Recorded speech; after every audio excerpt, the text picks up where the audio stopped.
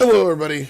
Just me here today. Everybody else I tried to wrangle in here was busy with other things. That's all right.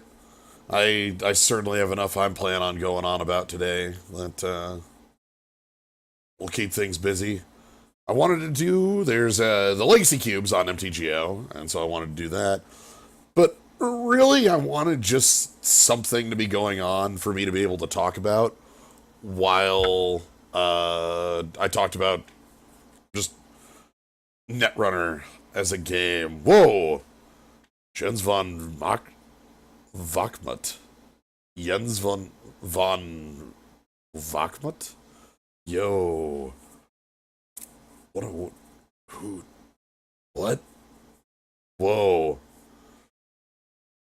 But yeah, for those who aren't aware, Netrunner's final World Championship was last weekend, and I was in attendance there, and it's a game with a long I don't know, it's a game that nobody saw ending the way it did, which was not a a false ending, a forced ending, maybe. Oh, thank you for the sub-squirrel token. Anyway, we're gonna go ahead and jump in. I'm gonna talk. I'll talk about my picks somewhat, but this one will be a little bit more autopilot for me as I just sort of go on. And if you have questions about what the hell I'm going on about, if you've never played Netrunner and don't know what I'm talking about, please interrupt me. Just let me know.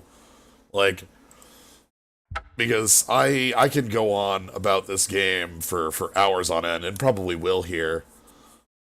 For those unfamiliar with Netrunner, it's a card game that started in the early mid 1990s, died off, and then was brought back in 2012 by Fantasy Flight Games, having a licensing agreement with Wizards of the Coast for the original mechanics of the game. It was around until, for the next 6 years, existing as a living card game. Ooh, Scrubland.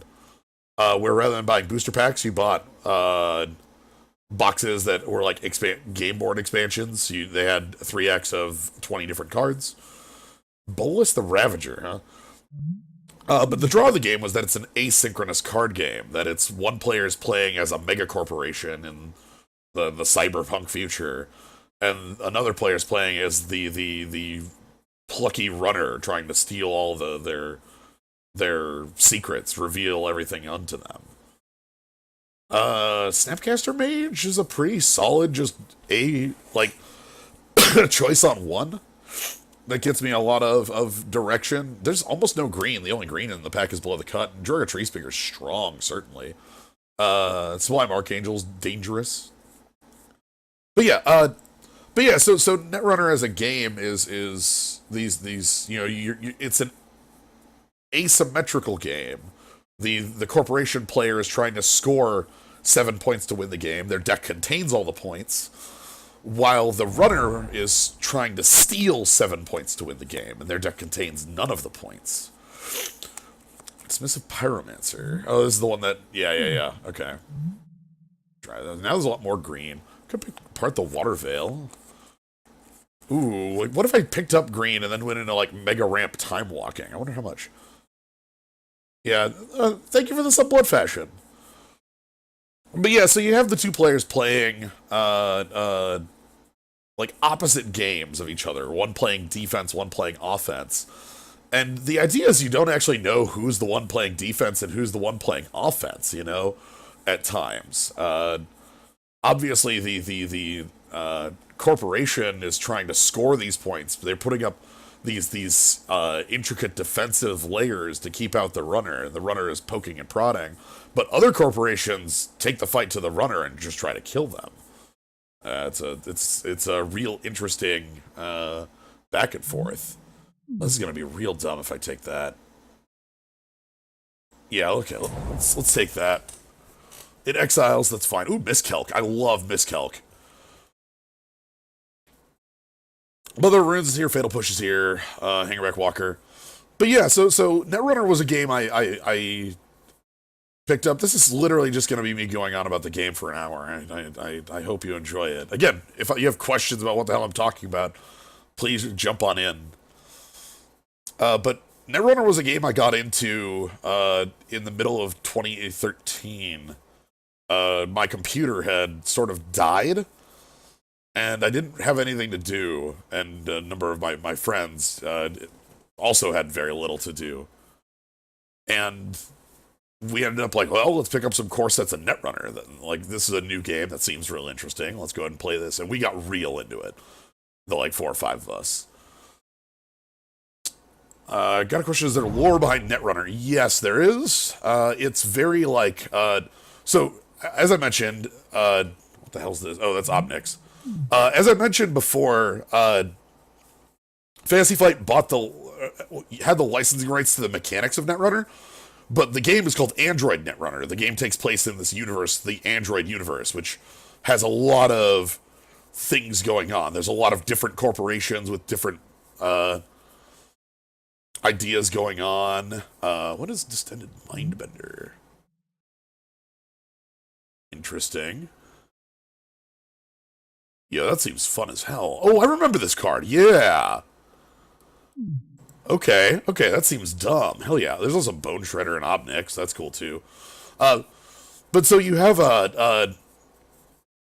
like different corporations. There's the Hospiroid Corporation that makes these counterspell proper, huh? That makes bioroids, these mechanical. Ooh, thank you for the bits, Strange MD and Gnome. Hospiroid makes these bioroids, these mechanical like robots with that are as close to human as you can be legally. There's a third blue red fixing there. Whereas Jinteki is a corporation more about bioengineering, cloning. Wayland owns Wayland owns the world. Wayland is a corporation both named after the corporation in the Alien franchise, but also they have the Beanstalk, a space elevator. And then there's NBN, which is a news outlet. Liliana Vest proper? I don't really like Liliana Vest proper. I do like... Okay, what if I'm really annoying to my opponent with these counterspells? But yeah, I got into Netrunner with a number of my roommates at the time, who some of them you might know. Luke is one of them. He's on streams every once in a while. Gotta be on streams late. Oh, thank you for the bits also, Copper Popper. I appreciate these all a lot. But I got into it in the middle of a time where we just didn't have any electronic access because my computer had died. And I was like, well, what the hell else am I going to do? And so I got real into the game. A bunch of us played games every day. We got hyper into it. We were, yes, the deck lives. Oh, this is exactly what I want. All right, when I picked apart the Water Veil, I wanted this deck to just be like infinite time walking across the universe. But we got so into it, and we realized that Fantasy Flight Games, the company that makes the game, is based out of Roseville, and their world championships are also in Roseville, which is like 2 hours away from us. So it's a short drive, very short. Comparatively, 2 hours is a pretty short drive. So we were like, okay, let's go do this. Let's play in this event. Thank you for the bits against Squirrel Token. Okay, I need something to go with the time warp in then. I don't think Ajani, Adversary of Tyrants, is going to do it. I don't think Soren Solemn Visitor is going to do it. Juros Messenger doesn't seem like the way I'd want to do it. Whip, maybe? Or get the... Oh my god. Thank you for the bits, Copper Popper. Geist of St. Traft is a reasonable direction to go in.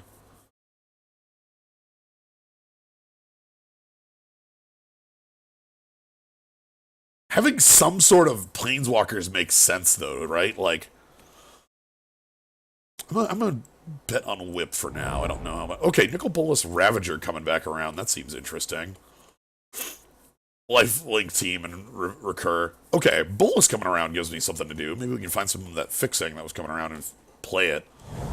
I'll pick up Green's sort of open, but there wasn't much going on there. Let's pick up cats. Actually, because cats for more bingo. Greater Gargadon plus Time Walks is a combo. Hangerback Walker is a card I can play. All right, we're sort of figuring out what color 2 is right now. Color 1 is here. There's no point hate picking.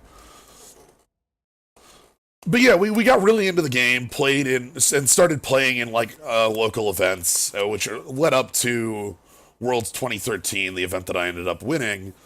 But not only was that an event I ended up winning, 2 of my roommates played with me there. One of them made top 8 and almost made it all the way.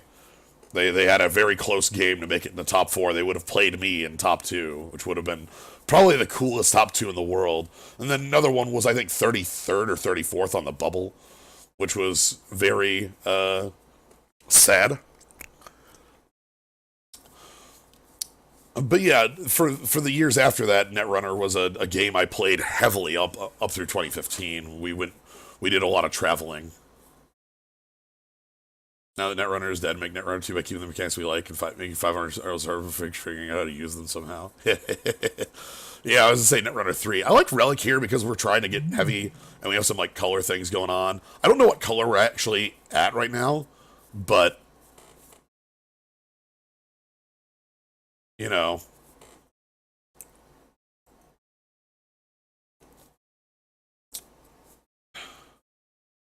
Is it a near splash bolus? That's kind of what I'm thinking. The Relic lets us get up to this a little quicker. Sort of body and hold on. I'm sorry, sort of body and mind. Forsake the worldly. What a weird one to be in here. But yeah, so one of the things that happened though, so a lot of that, what I've said is sort of like known stuff, other than like how I got into the game. Like I won Worlds 2013. I played it for another 2 years pretty heavily, and then sort of fell out of the game. Past Worlds 2015, I did not play a game of Netrunner until a week and a half ago. Like, literally. Past Worlds 2015, the game sort of stopped. At that point, the roommates I had lived with were no longer people I lived with, people I just visited. And so it just sort of fell off.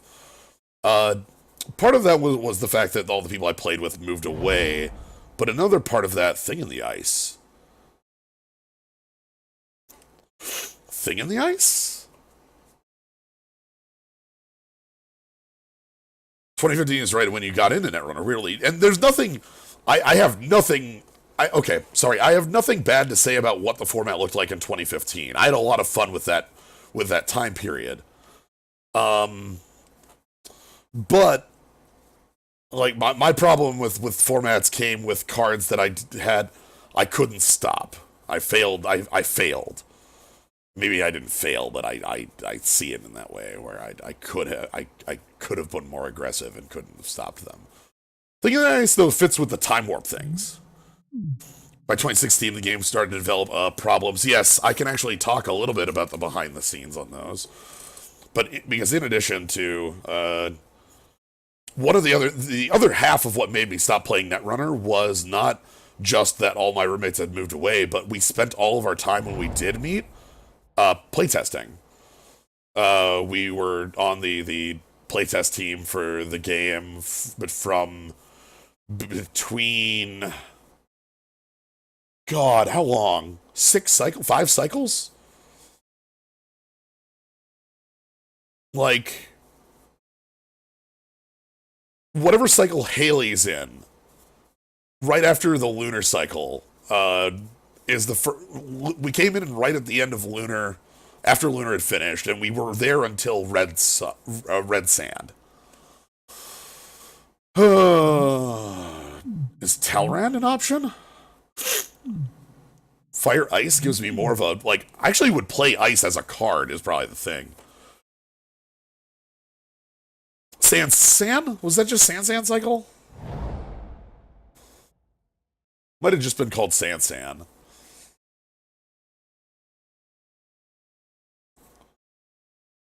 Valkyria, Legacy's Allure. I like Legacy's Allure. Okay, yeah. So I was on the playtest team from Sand Sand forward to Red Sand. And what this meant was that it was very hard for me to keep two formats straight in my head. I was playing the playtest format, which was about 2.5 cycles ahead of real life, as well as playing actual Netrunner, and it got very, very confusing very quickly to keep up with the game. So I just ended up dropping one half of it. Moloku, the Clouded Mirror. Ooh, Volcano. But actually, I like Mazavith, though. So I ended up focusing a lot more on the playtesting aspect, and there was a lot going on in the playtesting behind the scenes that I don't want to talk about. I don't plan on naming any names of anybody that went on behind the scenes because I still hold all of them in the highest regard. But there were also issues that arose from it. Careful Consideration would be a very cool Maze to Not. I think this is going to be an oddly defensive deck. This is such a strange deck. I like it. Kaiga the Tidestar. Kaiga the Tidestar is very close to Moloku in a sense. They both were from the exact same set. They were both very splashable. Kaiga's 5 green, 5 and 1, and Moloku's 4 and 1. But yeah, so balancing that became such a problem that I ended up just dropping. Like, I ended up just dropping one side. Which, like, you know, it happens. That's sort of how it goes. Brightling, what do you do?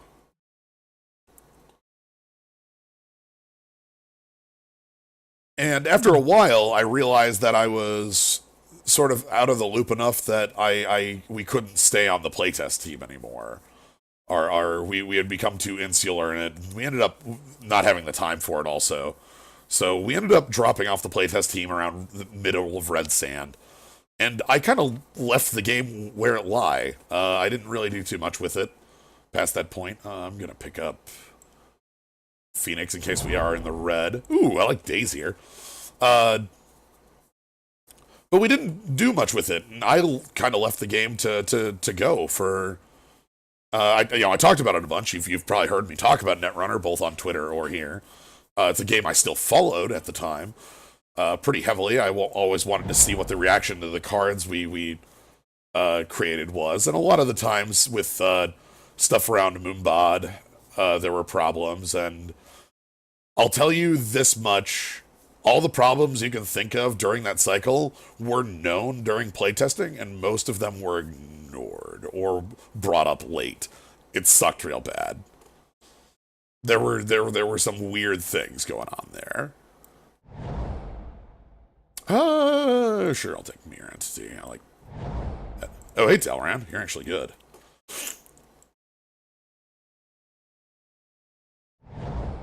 And Moloku, huh? Alright, I get my choice. But yeah, things like Cipher as a console, or certain game interactions that ended up being very, very powerful. Impulsive Research... Delver? How Delver can I be?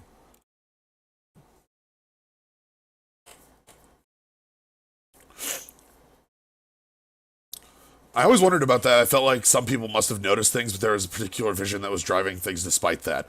Yes, I can tell you that, like, every problem you can think of within, within, like, Moombod and that area, like, was known by a majority of playtesters, but was ignored, or introduced before, like, there was one point where it was like, here is the final playtest document, thanks for all your help, and there were 40 new changes.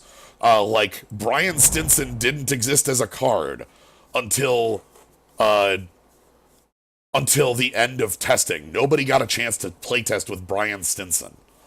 Is a specific example I can give you. Pick up Jace here. There were a number of cards in the same vein as that.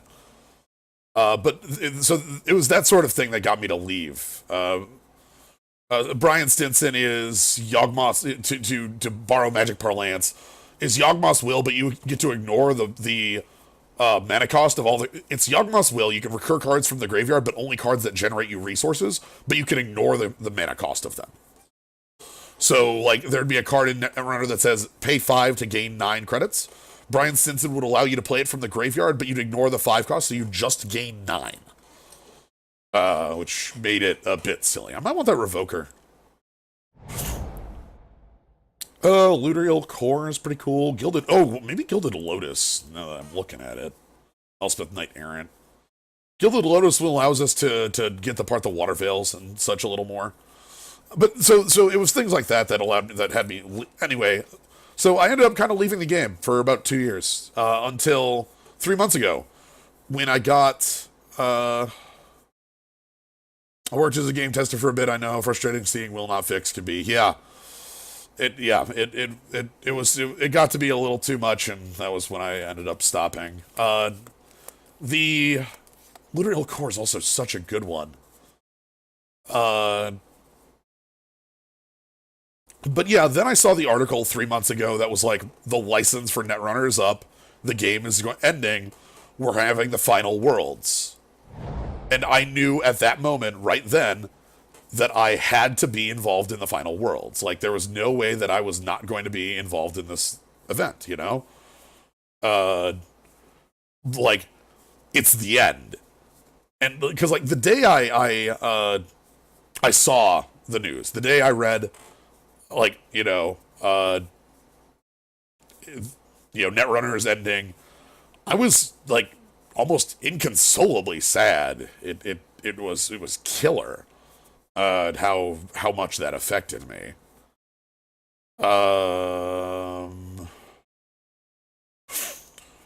Do I have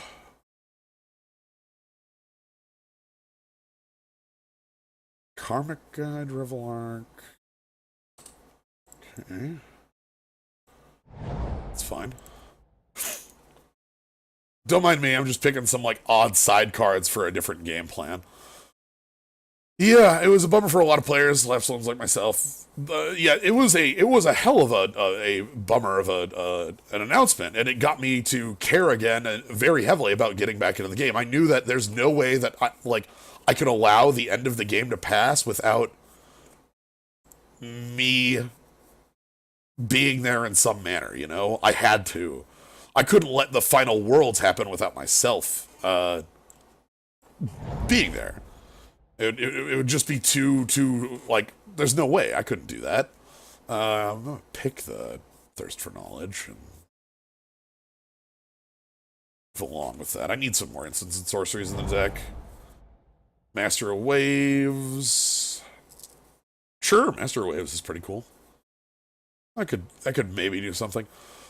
But yeah, so I didn't... One of the things about it, though, is that, like, I didn't really get back into playtesting, like, actually building and playing decks until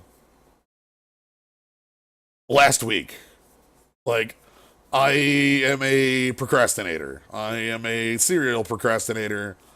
And I serial procrastinated a lot of my setup for that until last week. The first games of Netrunner I've played in 3 years. However, there was a reason I didn't stream at all outside of like 1 hour long stream last week, which was pretty good.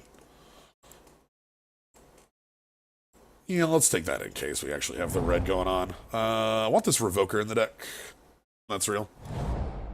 Still made day 2. Hell yes, that is the part I am most proud of, is the fact that I spent a lot of time making sure that I knew what the formats looked like, that I knew what could possibly come up in opponents' games, what the big decks would be, how to play against them, how my decks would work against them. And I still ran into cards I'd never seen before, and I still was able to make day 2 over the weekend. And I'm still very proud of that. Because it meant that every former world champion that could play in the event was in day 2, all of them. It meant that it was the closing event. It was the end of the game. It could be called it because we were all there. For those wondering, like, wait, world champion who could be there? There was a world champion who works at FFG and cannot play. We'll say that the new format with the rotation ban restricted list, yes, is more healthy. Yeah, like, for instance, Zero is the type of card I spent 2 years trying to make sure never happened. And, like, the fact that it did, I was so sad when it came through. But yeah, like, the end of Netrunner, though, was just this giant party.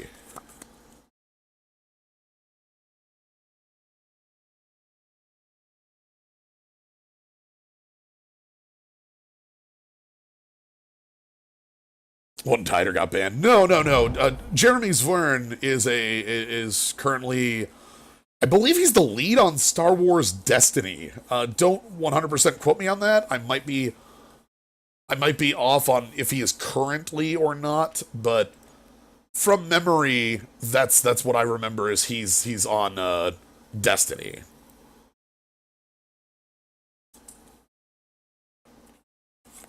I don't need the Gilded Lotus. And I just need one more cut. This is going to be a very straightforward deck, ain't it?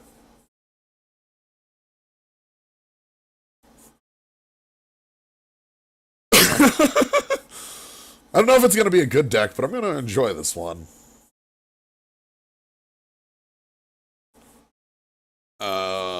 Brawl, Thing in the Ice. If I cut... Mono Blue Control, this is missing some pieces to be good, is its main issue.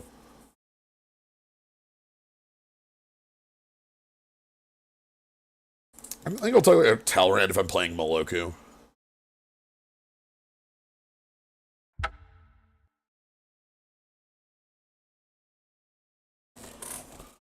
I have ways of dealing with extra lands. I can cycle with Baral, I can cycle with Thirst for Knowledge, I can use them. So 17 plus the maze is going to be what I'll be doing here. Alright. But yeah, like, getting back into Netrunner this weekend has been the funnest I have had with Netrunner in so long. It's just been such a great time. I miss it so much. Like, every opponent I played against it was just so happy to be there, was so happy to be at the end, you know? They you know, some of them were players who were involved with, you know, had worked at Fantasy Flight previously. Some of them were players who hadn't played in years but came back like me. Some of them were players who had been around for forever, and, you know, we knew each other just from being around.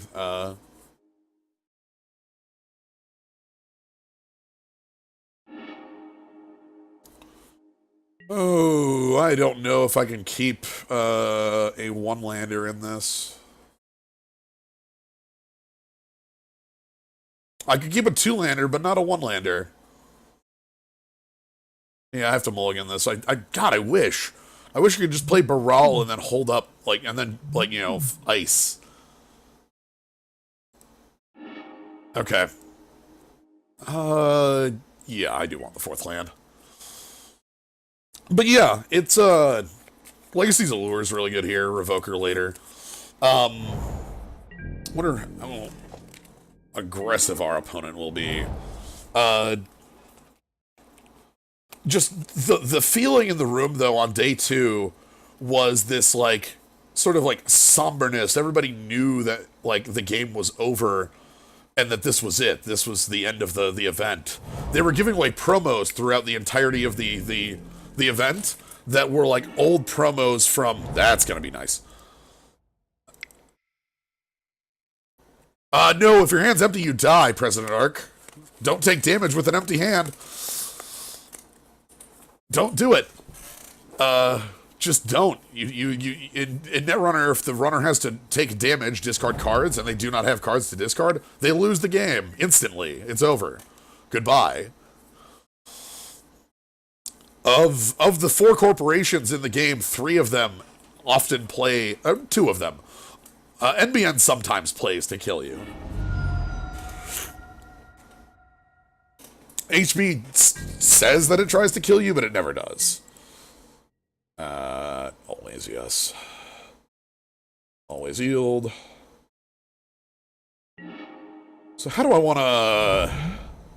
I think I want to save the Revoker for a walker.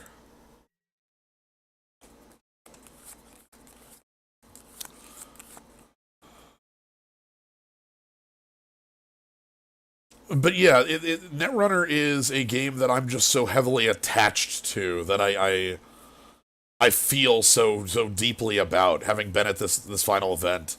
Wow, my opponent's mana base is good. Are they going to actually play Bolus here? Ralzeric, okay, so this is the thing that I'm going to go ahead and revoke her.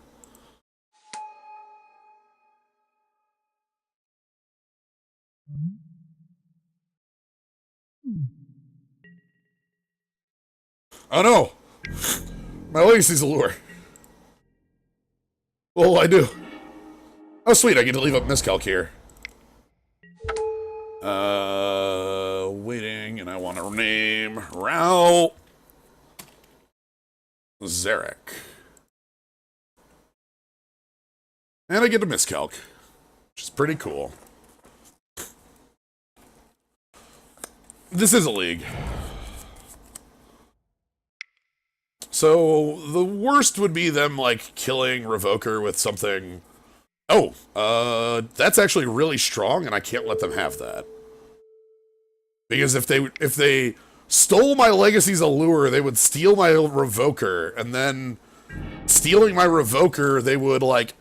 It would be bad.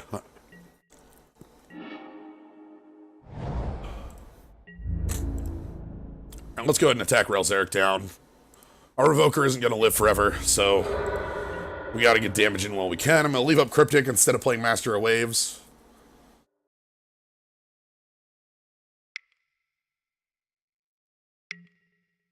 Anger of the Gods, huh? Counter draw.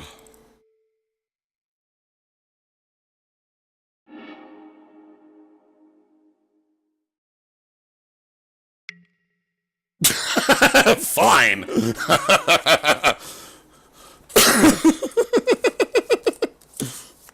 Whatever, Ral. I know my Legacy's Allure. Ooh, and they've got a Shelldock Isle. But yeah, my favorite moment of the weekend, in round 4, I played against an opponent who was playing very offbeat decks. They weren't playing, you know, hyper meta decks that were focused on doing what people were expecting in the room. They were playing a lot of decks that... So this is Pro Red, which is nice. Then we get these horses. They were playing a lot of decks that they were familiar with, and it was really great. They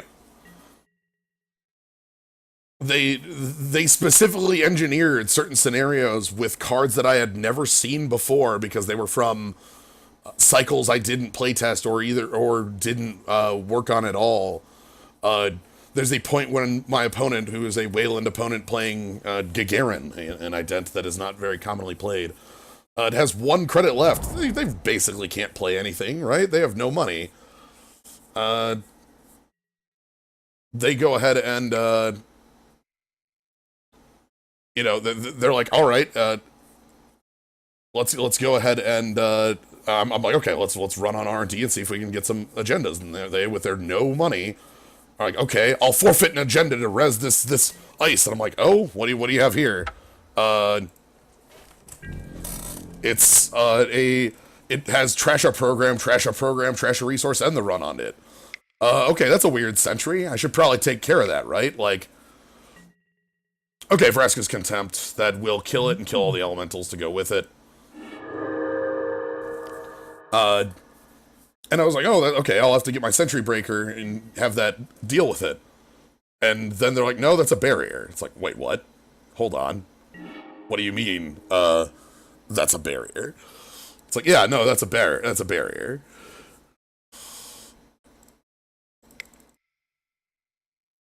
All right, let's get Moloku down. This might. And we get to make a land drop as well. And we'll get a second token if we need it. The ability to bounce our lands is also going to be really nice with Thirst for Knowledge. We do want to get to Ral before Ral gets to 7. I can snapcast this Cryptic at it if things go bad. Yeah. But yeah, I'm just, I don't know. I have this just very happy feeling of having been at the end of Netrunner. There, as I was mentioning, I keep getting sidetracked on myself. And if I do that, again, if you have questions or wondering what the hell I'm talking about, just please go right ahead and throw them at me. But they're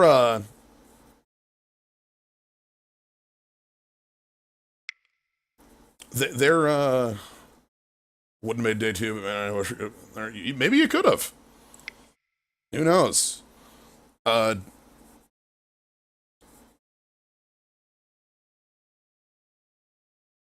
But yeah, they were giving out promos the entire time of like old promos from like events from years and years and years back. They gave out Eli 1.0s, which were the 2013 promo. They gave out Lotus Fields, which were the PAX West 2014 promo, which only 66 people got because it was at PAX West. They gave out all these promos and they said like, when the license agreement ends, we have to destroy all of these. We need to. We cannot hold on to them after this time. So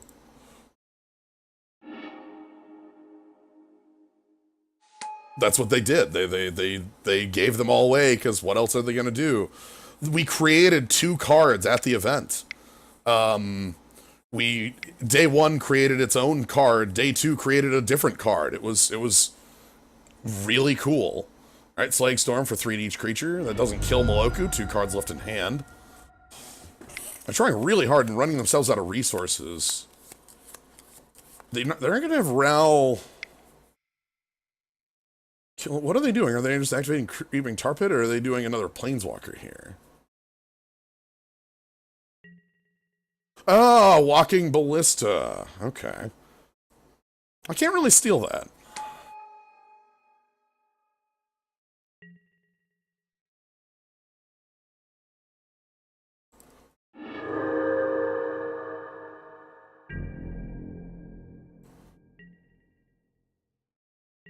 Alright, I think what I will do is I will try to Snapcast to catch that in combat.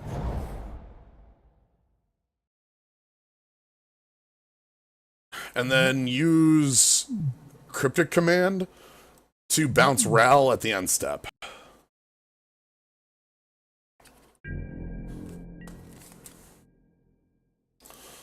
Yeah, so they were giving out all these promos. Again, both days made a unique card and then were given a copy of that unique card that was made by everybody, which was the coolest thing in the world. Like, everybody got to vote on, like, different text, and then at the end of the day, they just gave out the cards. I thought it was really nifty. Sure, put a 1/1 counter on Walking Ballista. Yeah, opponent's gotta have Path to Exile protection. That's normal.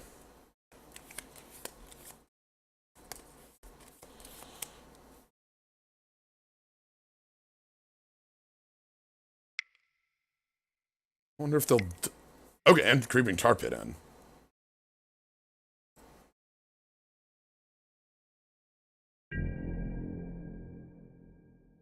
I could steal the Creeping Tar Pit?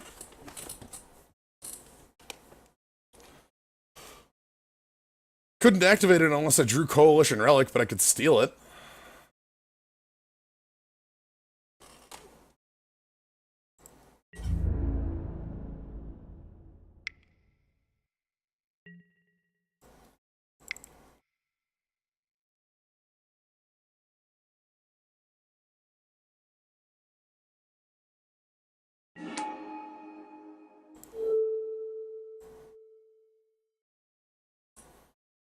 One card left in hand. Wish I could snipe that. Alright, yep.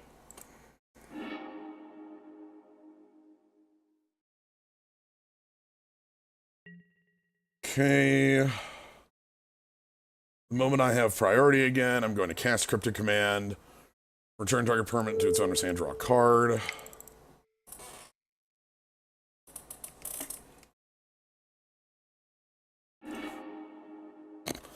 Hey, Force Spike, you're a little late to the party, but that's okay.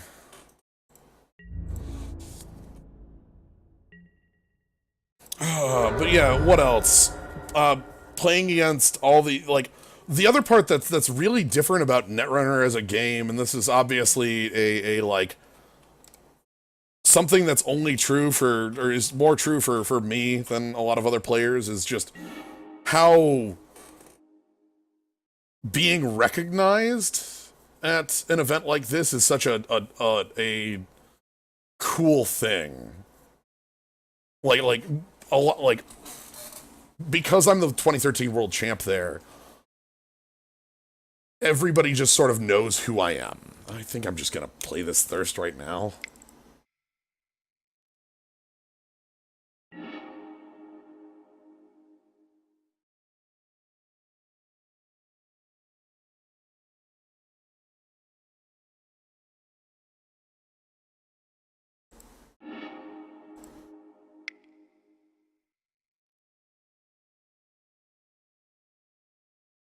Hey, bro.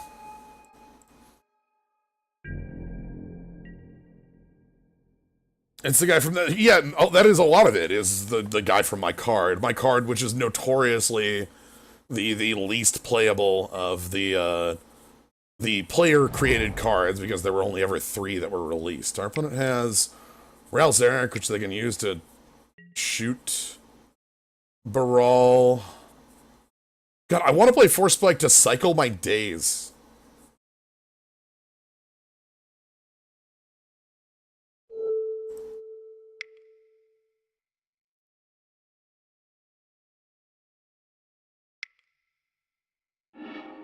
Cool. Oh no, I actually have to counter it. Oh boy. That's fine.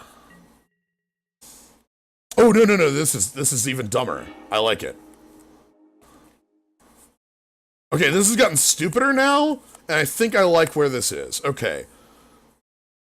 So, what we're gonna do is, like, now that they've got this Walking Ballista, I think, God, I want that Shelldock Isle card first. What am I gonna do with Part the Water Veil? The other champ card was Deuce's Wild, which is a card that was made, like, it was made by Dan, and from memory, he leaked his own card while it was still in playtesting. Like, he specifically was on a podcast and said the entire text of the card aloud to this public podcast while under NDA, which effectively made it untouchable. Like, the moment he said it aloud on the podcast, I don't think there was a single change made to the card because we didn't want to do anything with it anymore. I know he got, like, I'm certain he was, you know, like, talked to when you as you do if you are somebody who breaks an NDA like that. Oh, the Shelldock Isle's on too, right? 20 or less? 20 or fewer, so yeah. Sorry, 20 or fewer, not 20 or less.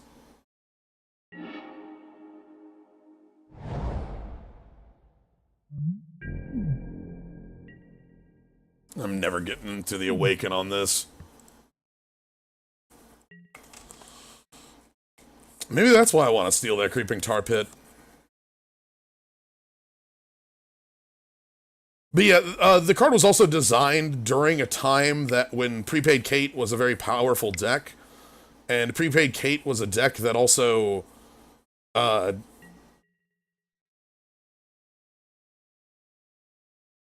not gonna go all in on that?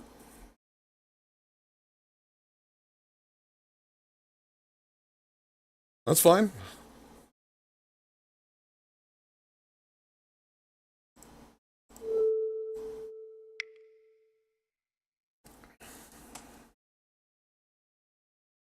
Awaken is I can pay X, or pay its awaken cost, and then put 6 counters on a land to make that land into a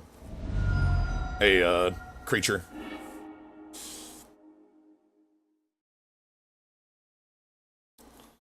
What do we need now? Sure, that's fine. I think Kaiga's the biggest top deck we have at this point in the game.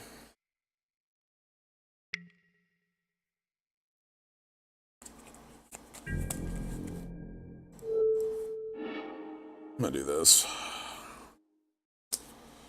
I probably should have done this a while ago. Just to stem bleeding. Problem is, Walking Ballista is gonna kill me in about 2 turns. Well, as you saw, stealing the Tar Pit will never allow us to block the Ballista. They can tap it for mana. But stealing the Tar Pit gets us mana and gets our opponent farther away from lethal. Problem is, like, I think they can bolt me and then +2/+2, attack me for 3 and then kill me next turn. Well, Kaiga was the top deck I needed. Can Railboat face? Yes. Any target. But yeah, I was very, very happy with myself having a literal week of setup, being able to get to, what is this, 6? Do they have their own, like, Kaiga or Moloku style threat? Ah, Dragonlord Silumgar. That is a Kaiga or Moloku style threat, as it steals my Kaiga.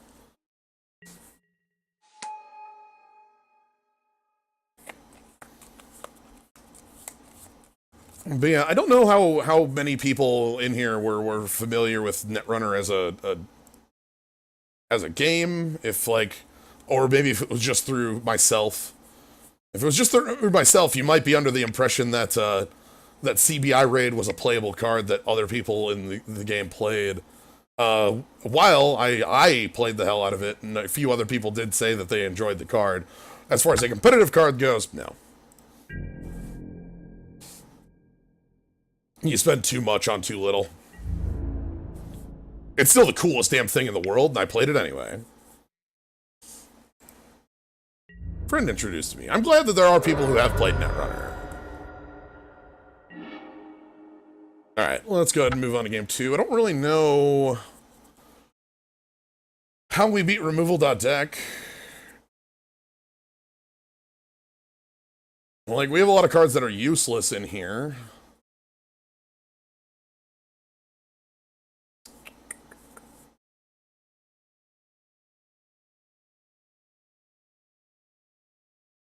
It's a card you style on people with, basically. Well, one of the things that makes the card less strong than it appears is that the corp just has the ability to click to draw a card. Which they can just go ahead and do to, like, undo the putting, like, in Magic, if the top 5 card, if your hand of 5 cards is put on top of your deck, that's 5 turns. In Netrunner, it's 1. You're forced draw 3 clicks, and then you're forced draw the turn after. Hazaret, perhaps? They had removal, like, they actually could kill Hazaret the Fervent. That might be okay still.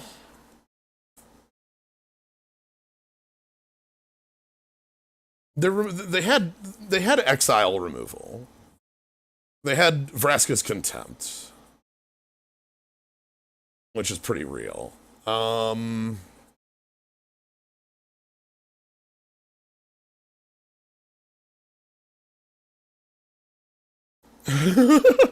Thank you very much, you crazy paw. Oh my goodness. I feel like I'm missing half the chat. Still won't make the MTG deck that's Plow Under Sundergrowth. That's real as hell. Alright, I don't think... If Netrunner was a digital game like Hearthstone, that would be cool as hell if Jinteki.net had more going on like that. I'd love it.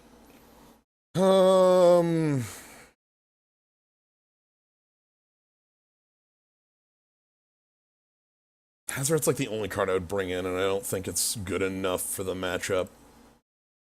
Let's roll it back. The only, like, our opponent does... Okay, let's go ahead and keep this. Like, we just need to counter their big threats. Anywho. Love stunting Plowhunter deck. Well, Plowhunter as a deck was a bigger thing in 8th edition, when you had Eternal Witness and Plowhunter in the same goddamn format. Used to do indexing CBI raid, have a couple turns built as multi-access. Yeah, that's the coolest thing with it, is like when you get to do that sort of shenanigans, which is really fun. Alright, Coalition Relic means we can keep up Force Spike, then we untap, play out Thassa, leave up...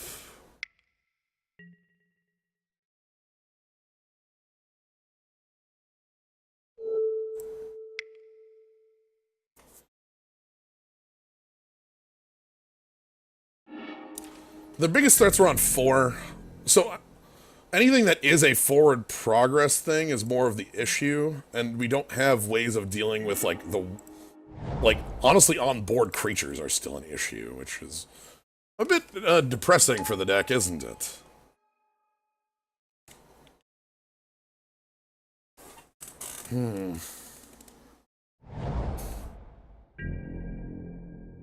We are blue, it's true. Alright, charge counter.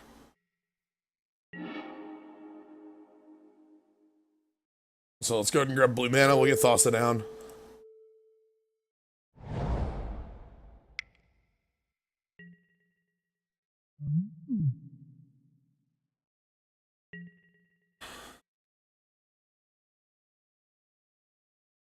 Wandering Femoral, that's the one that can swap.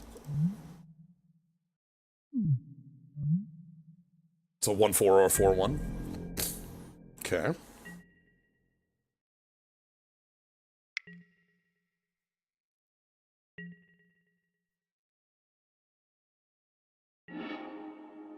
Yeah, let's take Jace. Jace sounds really good.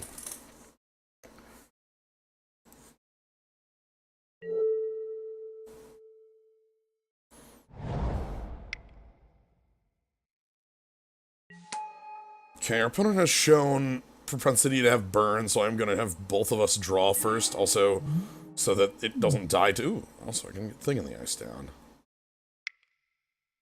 That's almost 5 devotion. Almost.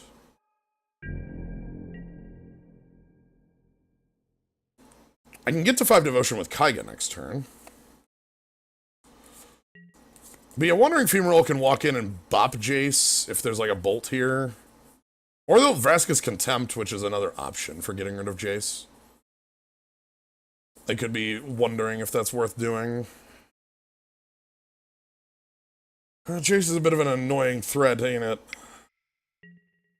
Yeah, there's Vraska's Contempt. I'm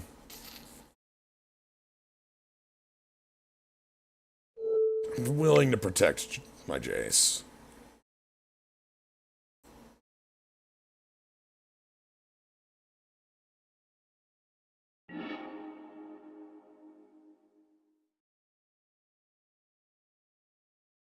So they could play an untapped land and attack Jace for 4 with Wandering Femoral. They also might play something like Storm Breath or Helma. Oh! I see! Their own god. Yeah, that's real.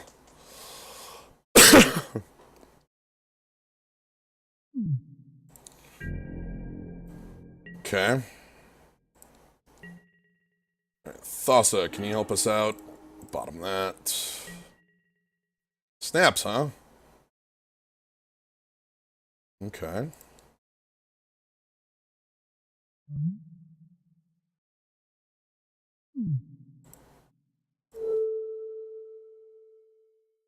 So, allowing them to draw seems like a really bad way to lose. Oh god, how close am I? Ooh, let's do the time warp again. I need my opponent to tap out. Shit.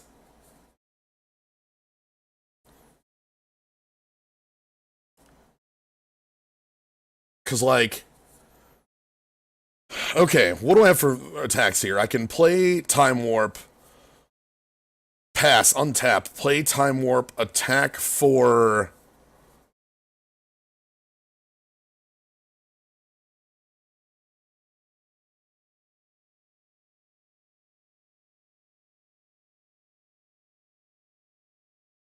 Like, if I play Time Warp,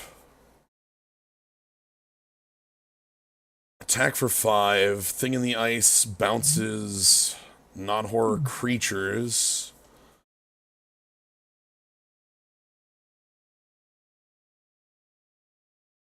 Do I want to let my opponent untap again?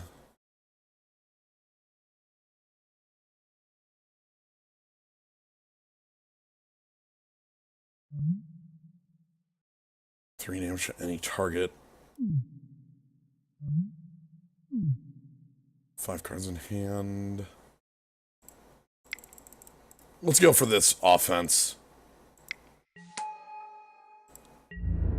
My problem here is Rakdos Return, which is, I think, one of their threats they have access to.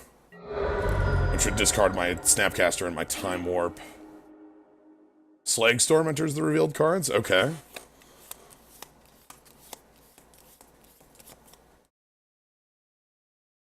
So they could Slagstorm plus Bolt, like, Kaiga to... They could Bolt Kaiga and then Slagstorm to be able to kill Kaiga, the Tidestar. And that's maybe the best option they have at the moment. They could also Bolt Jace, but that isn't enough to kill Jace. Thassa's going to turn off from being a creature in a moment. They're under just as much of a... Okay, so they're going to Bolt Kaiga and then probably Slagstorm Kaiga. Which makes some sense. So then we just do the Time Warp. 3 times. So there's Slagstorm.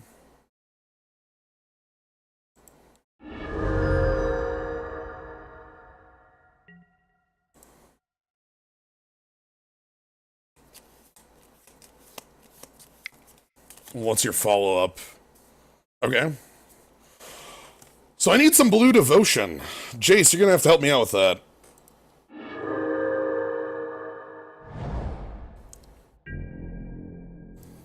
Okay, we need Blue Devotion. So scry to... Not scrying 2, but scrying 1. Scrying to the next card.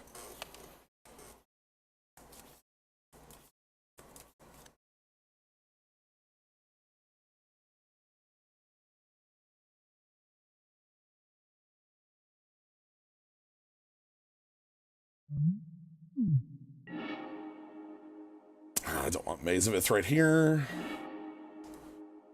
Revoker. Okay.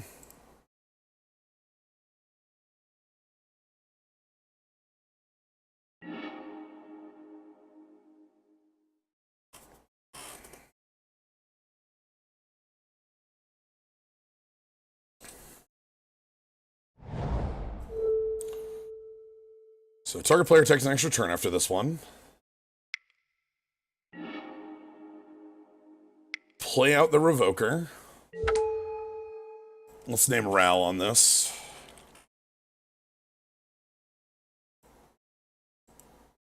Mill 20 is Jace ult. So scry again. That can go bottom. Legacy's Allure. Alright, that gives me the double blue I need. So Legacy's... But crap, I won't be able to play the Time Warp if I do it that way. Well, let's each draw a card.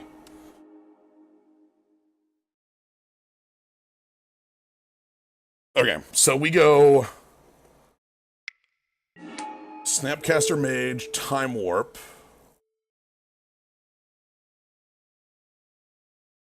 Time Warp, targeting us.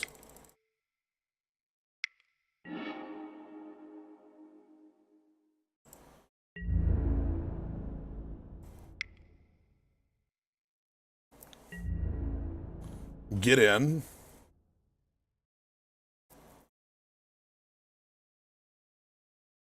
Now, the Revoker might want to be on Creeping Tar Pit, looking at the board a little more now.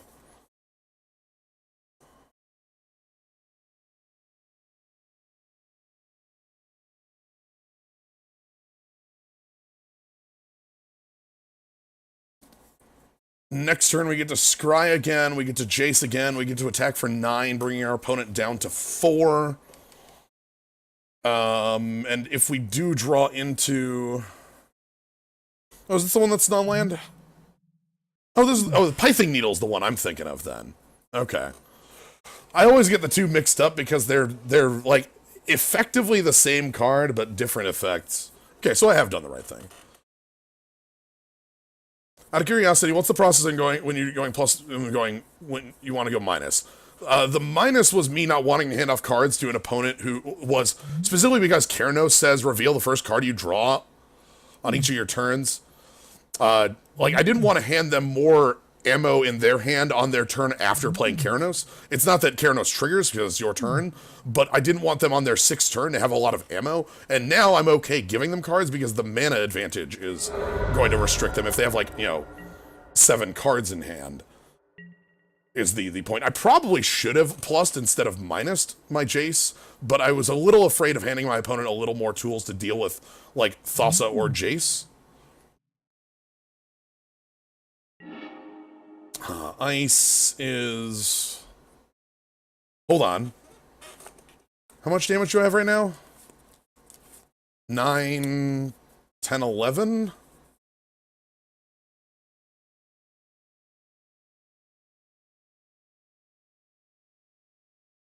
Nah. That doesn't change the damage, so I should dig for my other time walk.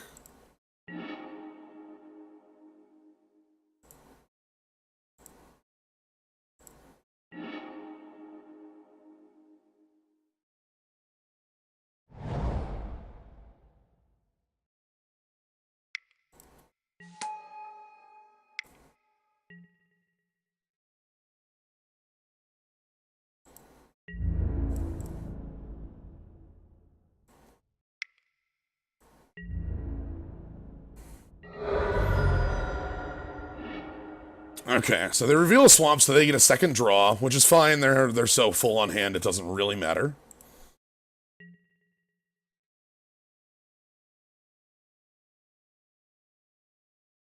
I don't want to play the Delver of Secrets to like keep thought because I want to have Baral have some sort of threat behind it, you know. Also, Mill 20 here is almost lethal. They have 21 cards in their hand or their deck, so. Yeah, maybe I should have gone plus on that turn where I went minus, but I didn't foresee this as the line. Thassa's activated ability is target creature can't be blocked.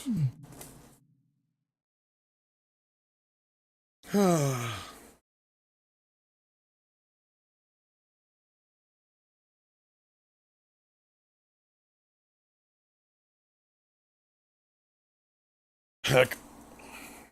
Thanks, Keranos.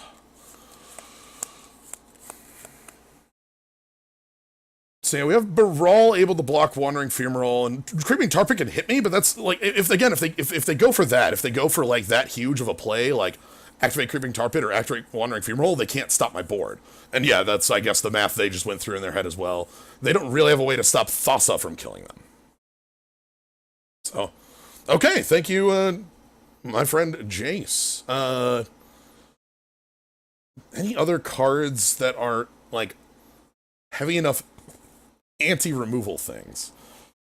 Anyway, I'm just glad to take a win on the one where I'm just sitting here talking about Netrunner the whole time. The Worlds event was... Magnum Opus was the biggest Netrunner event that ever happened.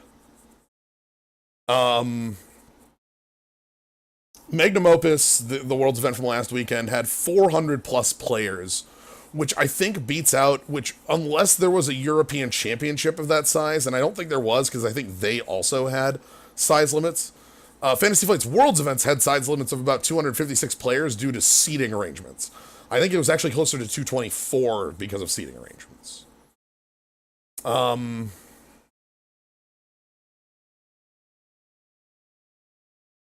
yeah, let's just run it back.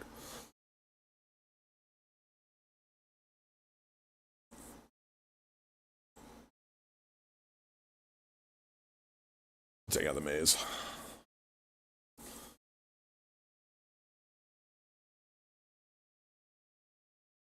But yeah, so there were 200 players on day one, 206. God, how many players on day two? 216, 218. There were 108 or 7 tables, and just it was this huge gathering of players from all over the world.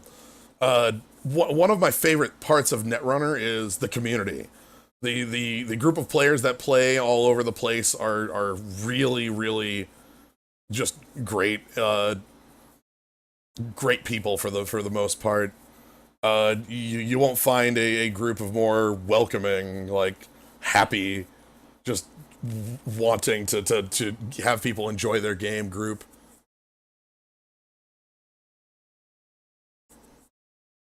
So, like, getting to see them all again, getting to see the UK squad, getting to see because the UK squad is there's so many players that show up from the UK. There's a number who show up from all over the world. I'm okay on ice with this, and I like having counterspell. Again, I want to counterspell their threats that are like more meaningful, and having Baral here is pretty good too. Baral obviously doesn't make counterspell cheaper, but it does make it better.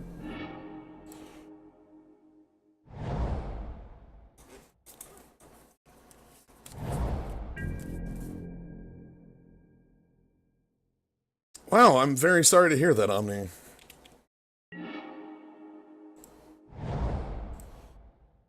Yeah, let's go ahead and play Baral here. I think that's a good enough threat. Probably will get some sort of bolt or yeah, Doom. I was just gonna say like Doom Blade style, so that's good. Okay, there's that Baleful Strix.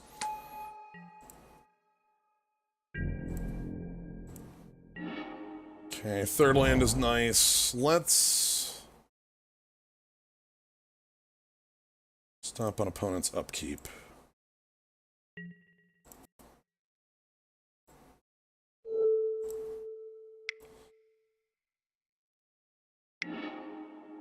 Perfect. Now I've got counterspell and double counterspell.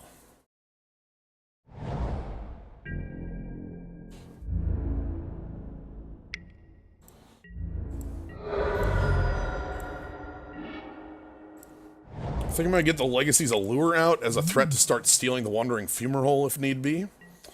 And that leaves up counterspell mana for like a Ral Zarek level threat. We're not going to be playing Maloku. Let's get rid of that stop. We don't need that anymore.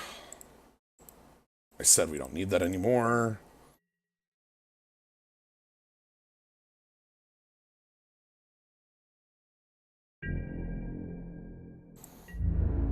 So they get their obvious attack.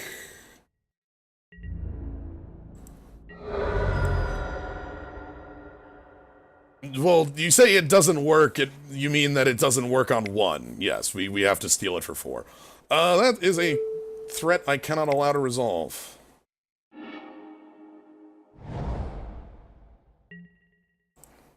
So it'll take a while, is I guess what you mean there, right? Like, always yes, always yield. Hey, Cryptic, how you doing?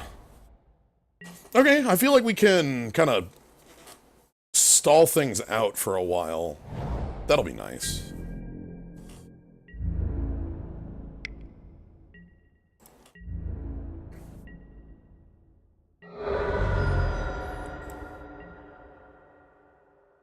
Okay, do they have any other... They do not have any other major immediate threats. I cannot afford to play that Jace right now. I cannot tap down low enough.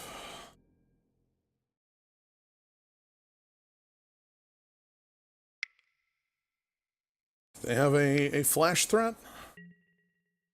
Oh, that's a flash threat indeed. Wait a minute. Okay.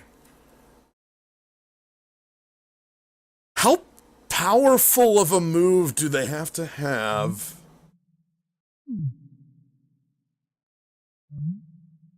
God, they must have, like, the conscripts, right? They would not do that without a way to stop Legacy's Allure from stopping this. So I don't I believe our opponent, like, God, they have to have a reason for that.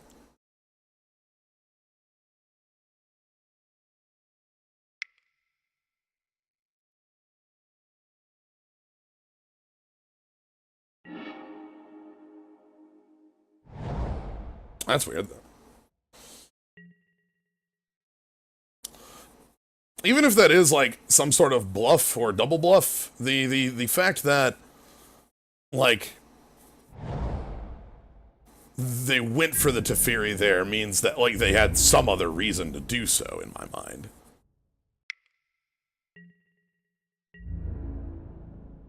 All right, so we have Snapcaster Cryptic up next as our next anti-threat threat. If something resolves like here, it's annoying. Like, I'll have to bounce it with snaps. I don't really know what I'll do about that. If, like, a Ral or some sort of threat that I can't steal resolves here, that'll be what I'll call bad. Hopefully it's a...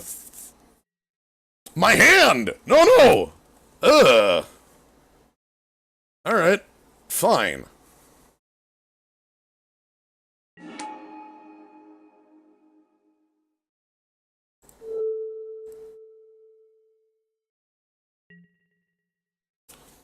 Hello, how did Netrunner go? I saw that you maybe could win or play a card that has a picture of me on it tweet. I made it to day 2, going 10-4, which made the cut of 66 players to get into day 2. From day 2, I needed to go 4-0 in order to make top 16. I needed to win every single game on day 2 in order to make the cut. I lost my first game, and once the first game was lost, it was time for fun having. Okay, 2 cards in opponent's hand. Right, we're gonna hold that because we have no reason not to.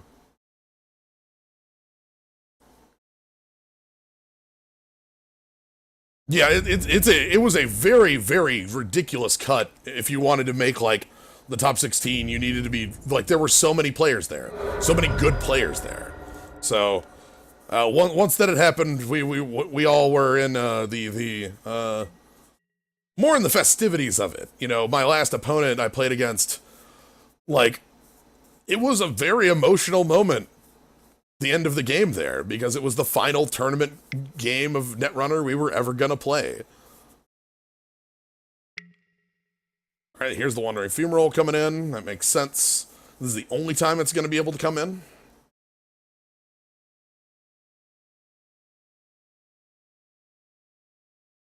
Because if they try to activate it a second time once Legacy's Allure is up.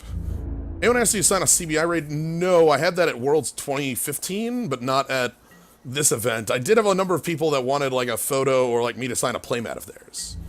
Was that the last Netrunner tournament then? Yeah, the last official one, yes. There is a group trying to keep the game going after the license is lost, but, you know, that's going to have mixed results, as you might expect. I'm hopeful for them, but I wish them the best, but, like, fan control of a game like that isn't something that is going to work a lot of the times. Yeah, let's keep beat down.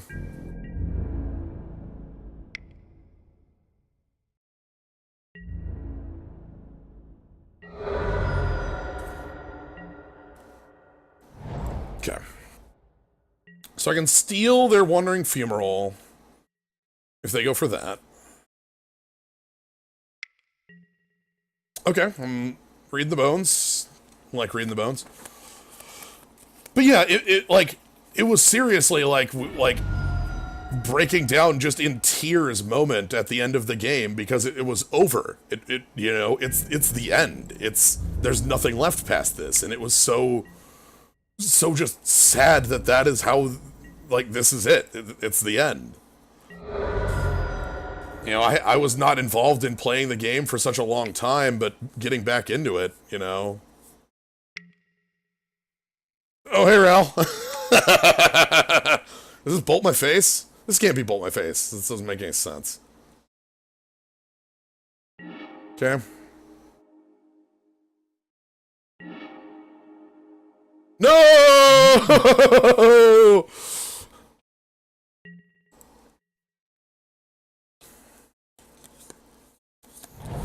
So close.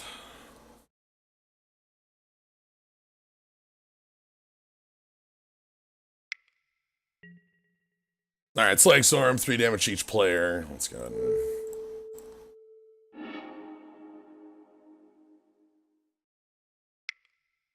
and... Cool. But yeah, it's a...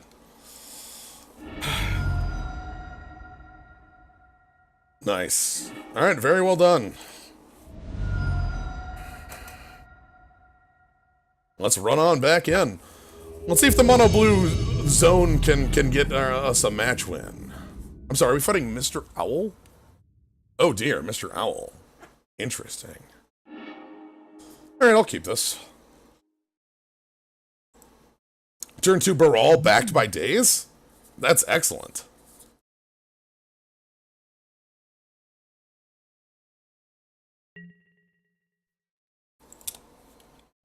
But yeah, the,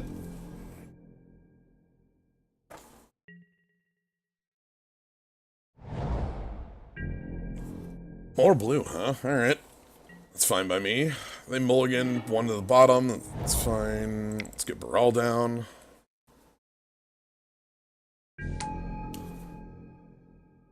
Yes, Caleb's unknown, magic player. Wow, that appeared in the little log before it appeared there. Thanks, Windows.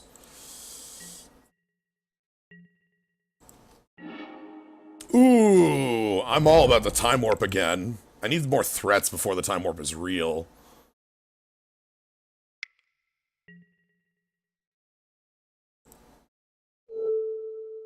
Hold on. Okay, we get to draw and discard.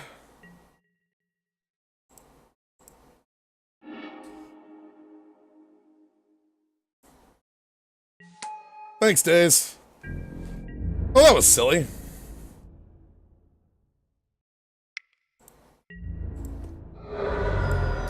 Okay, so Master of Waves won't be too much of a threat, but with Time Warp backing it, that's a lot more real. And our opponent is actually on red, which means that the protection from red on the card is much more relevant. Oh, Seagate Oracle. Let's remember to charge this while we can.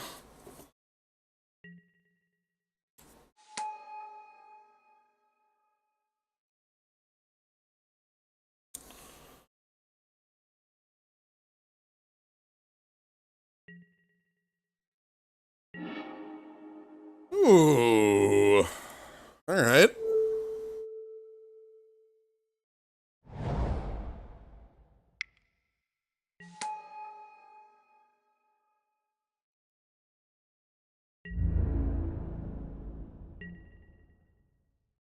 Hey, Kaiga.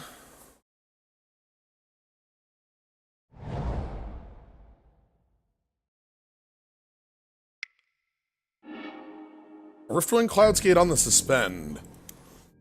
What a good one. I should probably close the log there. Bam. There we go.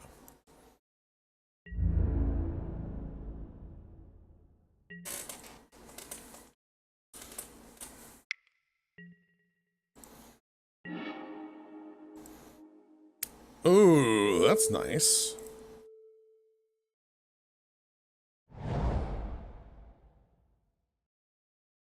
That's also a way around that Seagate Oracle.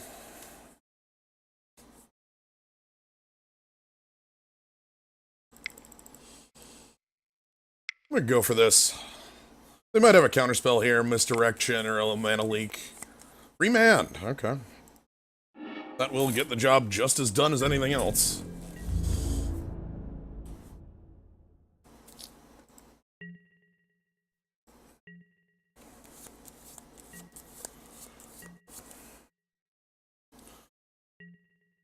Okay. Again, Brawl makes my time warp cost 4. And Shelldock Isle. Popular cards. Everybody likes Shelldock Isle. A thing that was always a lot of fun about Netrunner is that Netrunner was a very extended, like, game of puzzling out where you were, like, you were always playing turns ahead on Netrunner. You were always thinking about when you were going, you know, because 7 points is such a high number to be needing to score, you had to plan out a lot of your turns ahead of time. Am I willing to tank my economy for the next 2 turns in order to score out 3 points quickly? Am I willing to, as the runner, risk accessing 1 or 2 cards? You know, how many cards am I willing to access, you know, in order to, or to, like, pay to access, you know? How deep am I willing to go?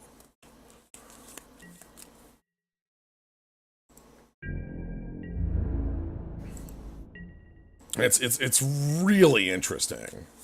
Okay, so Riffling Cloudskate's gonna get the bounce. What's this back up? Thirst for Knowledge? Sure.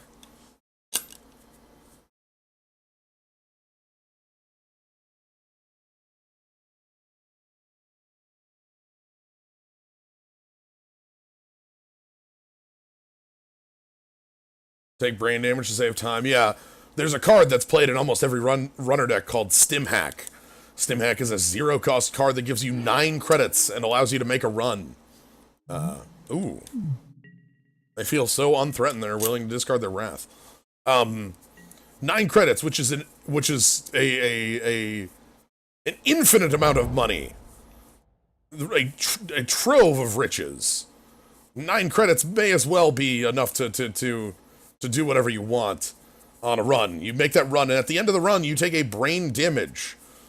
Damage to the runner makes you discard a card at random, and brain damage on top of making you discard lowers your maximum hand size. And if your maximum hand size ever gets below 0, you know, you have to discard down to -1 and die. I don't know what you mean ignore. Never figured out what I wanted to spend clicks on. That's again, the game's complexity is so over the top at times. It's hard to know what the correct line of action is, right? Like,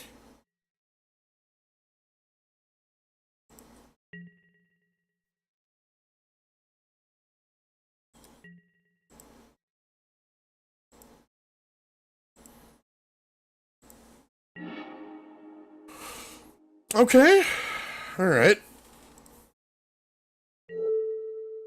You know what? Let's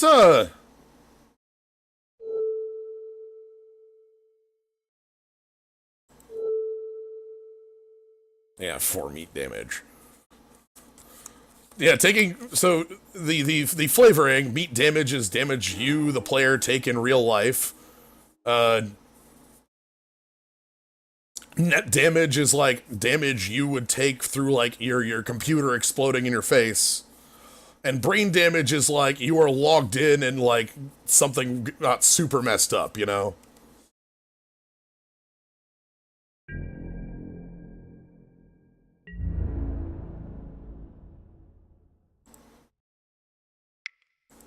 Like you were jacked in and things went so wrong.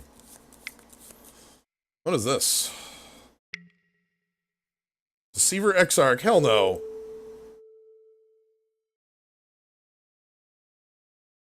Actually, wait. Hell no.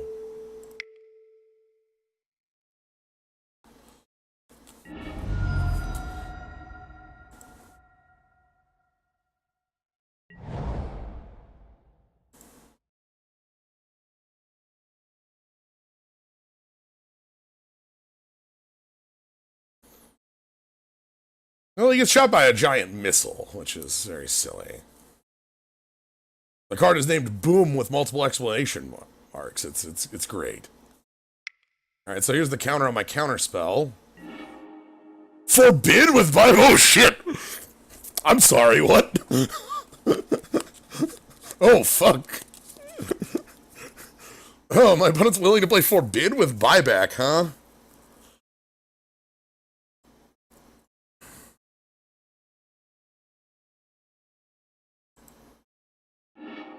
Okay.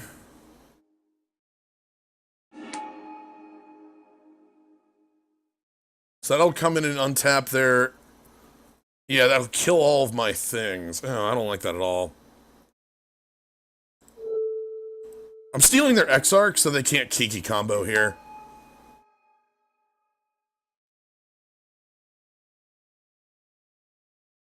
Wait. Wait.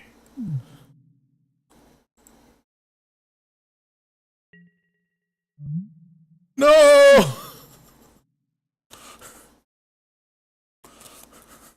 Why? Hold on.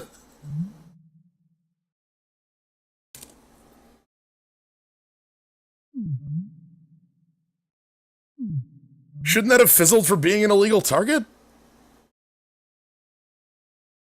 I'm like 90% certain that shouldn't have worked.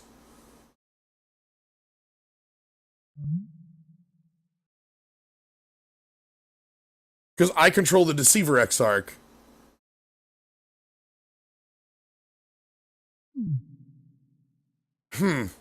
Interesting.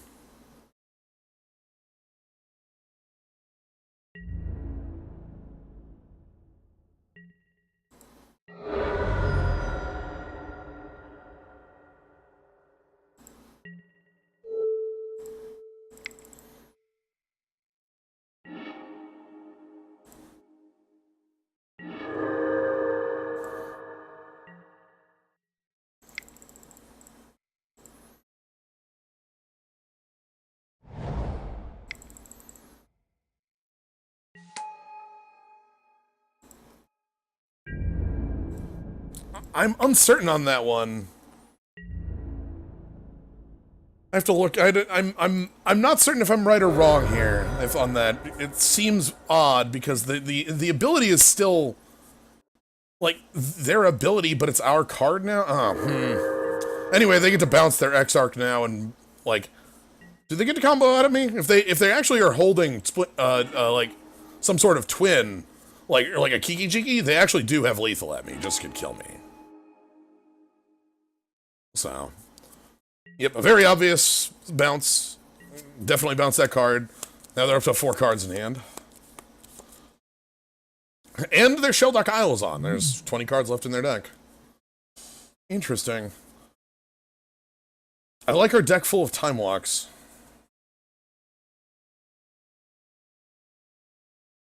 They're not 1 mana short of Kiki Kill because they can untap like, they would have to play a land from hand, yes. Sorry, I thought you meant short red. They can like tap 3 blue and turn a blue mana into a red mana. But yes, they do need to like produce another land in order to Kiki combo. So which bodes well for us.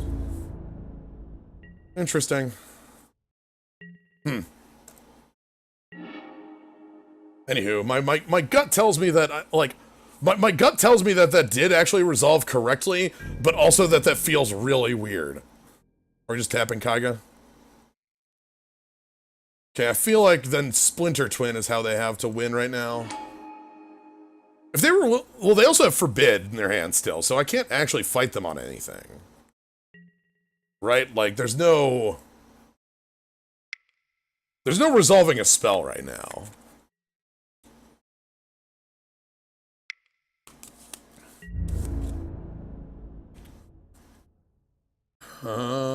That's fine.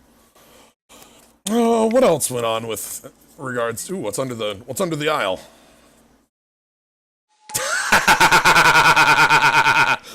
Grab Kiki, do it. Show me the Kiki Jiki. Power 2 or less.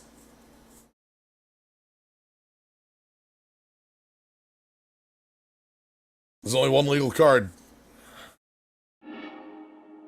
Phantasmal Image. Boo!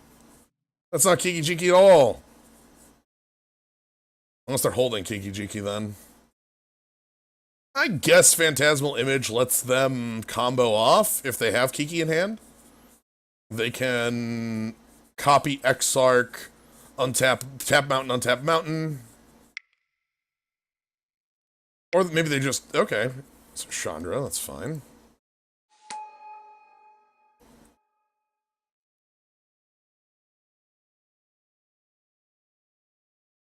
Hmm. One other thing that's a very unknown. If you're familiar with Magic and you're watching this, you might be familiar with how events like Grand Prix or PTQs are run, how they play out, how they definitely have some issues. You know how there's these lengthy events. Um, oh my God, are they gonna mine us to kill Kaiga? Do it, yo, do it. Deal 4 damage to your own Kaiga to steal my Kaiga.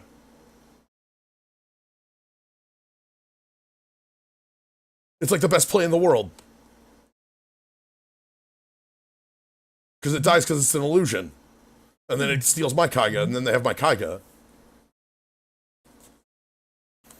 But Fantasy Flight has some problems overall with organized play. It took them years to get floor rules. It took them years to get judging down to a state where it made sense. No! Boo! You had the coolest play and you whiffed. Dang it. Alright, this is my only turn I get to resolve spells, by the way. They have Forbid with buyback, so unless I have something real this turn, it ain't happening.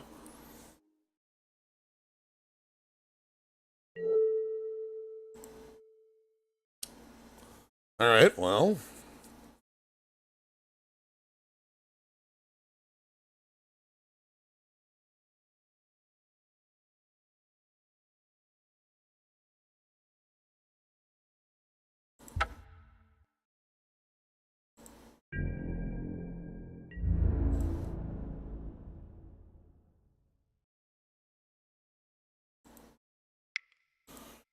Well, again, if they steal the Kaiga, this sort of goes back to that Deceiver Exarch thing. If they steal the Kaiga, they don't steal the trigger from Kaiga.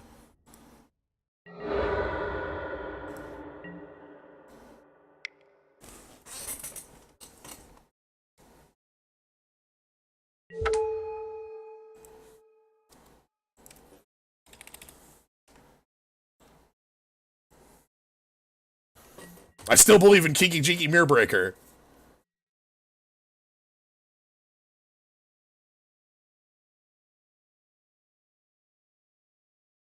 But, like, so Fantasy Flight has, overall, with their organized play system, has had a lot of issues with having major events mean anything. You had regionals that fed into, like, nationals that fed into, like, you had, like, the prize from these big events, these huge events, that was a single round buy at an event. That's prize was a buy at a huge event. That's prize was a buy at a huge event.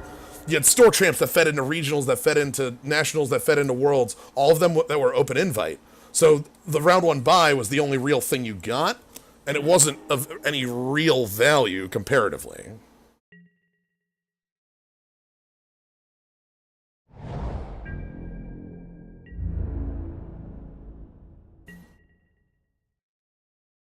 I think they did finally figure that out in like 2017, but it took them a while. Anyway, but on the micro level, on the smaller level, they are a lot better at single tournaments.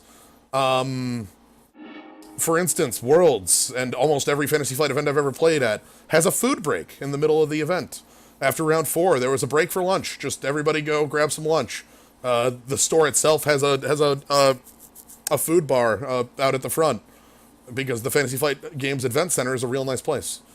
It's got, like, you can get, like, a burger. It's an expensive burger, but it's a burger. Or you can go to the Rosedale Mall 2 blocks down, which has, like, their food court. Or you can just, if you know Roseville itself, there's a lot of other local places to go to.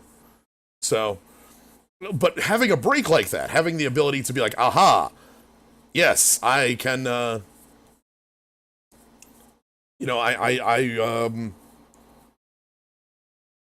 you know, you can recharge. You aren't playing a 9-round, like, tournament that just never ends, you know?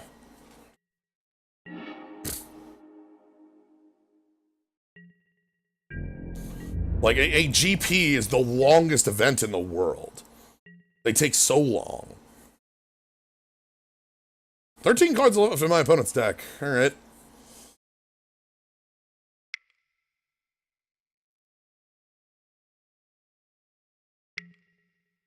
Careful consideration. Alright, I'm okay. Oh, they are going deep.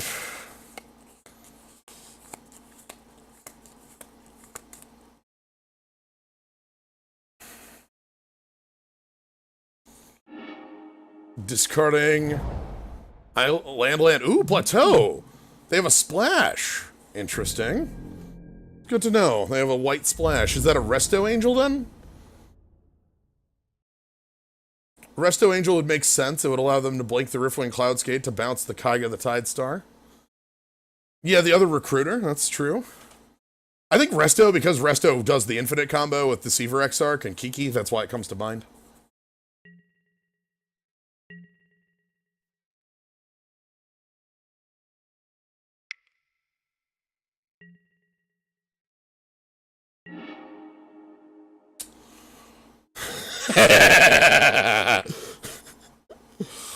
Okay.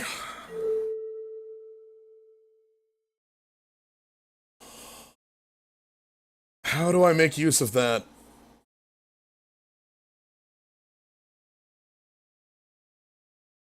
As someone who's played Magic Grande's Odyssey, I know a little about how official tournaments are structured. They're just long, grueling, non-stop affairs.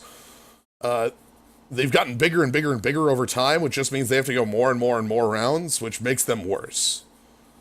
I'm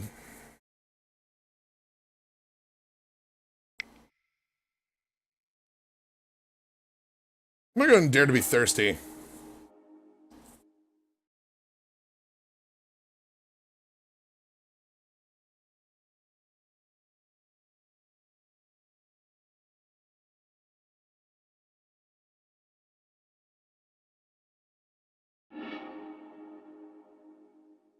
So I could part the Water Veil, targeting myself, take an extra turn after this one, miscalc their Forbid to make sure it resolves, but then how am I, like, actually doing anything? Like, what's... I think maybe just getting the Forbid is worth it, though, so let's try that.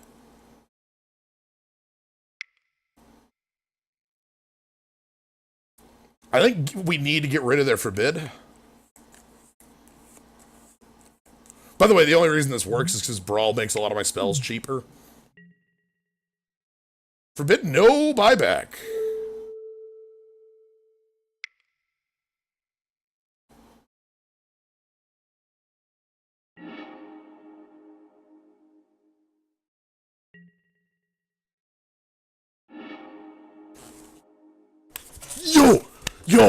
Yo, is that the out? Okay, I can cryptic their team.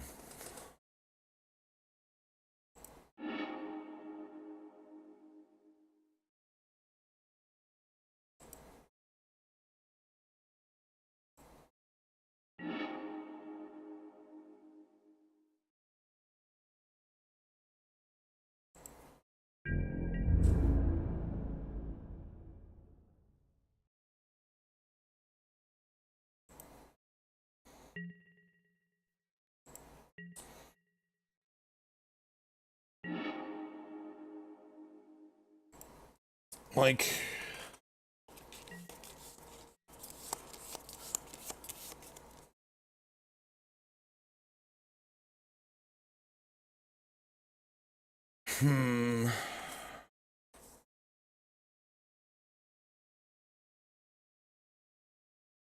I need to just kill them from 12, right? Like, that's what I need to do here.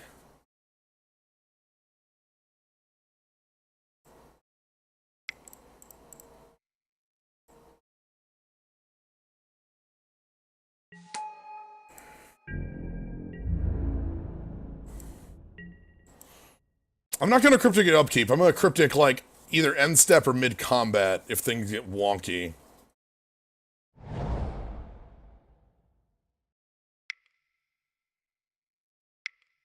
Kiki?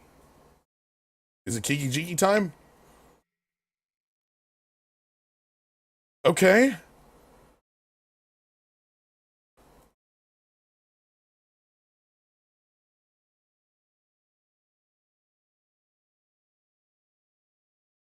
That's fine.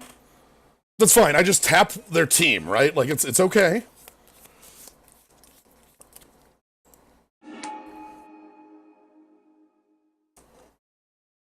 It's annoying. It sucks.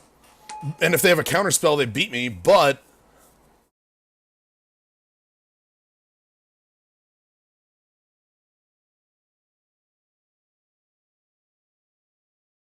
if they don't have a counterspell, I tap their team.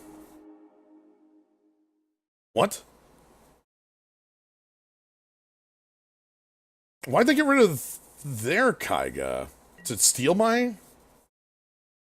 that's fine.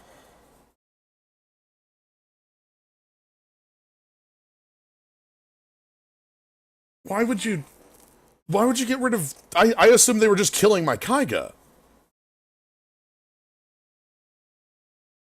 Okay. Again, that's fine. How do they kill it? It's legendary.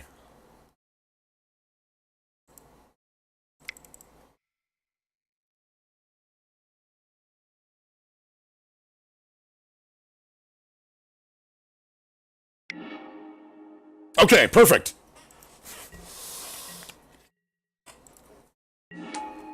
Oh, hell. Hell. Okay.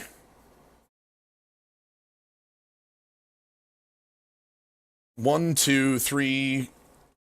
1, 2, 3, 4, 5, 6, 7, 10. If I attack for 7, pass. Block with Brawl here. Take 1, 2, 3, 4, 5, 6, 7. Mr. Howell sent me a message. Uh,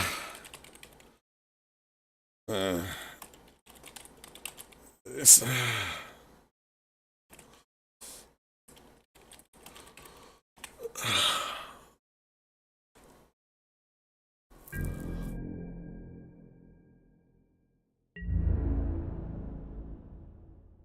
again, Resto is a card they could have here, but this is the only way I win is I attack for 7, block with Baral, attack for 5. So, I block Zealous Conscripts, hopefully they attack with Riftwing Cloudskate, and then we win. Somehow. I haven't, like, we win by attacking with Kaiga for 5. They have to all out me. I feel bad for that because that's easily like a...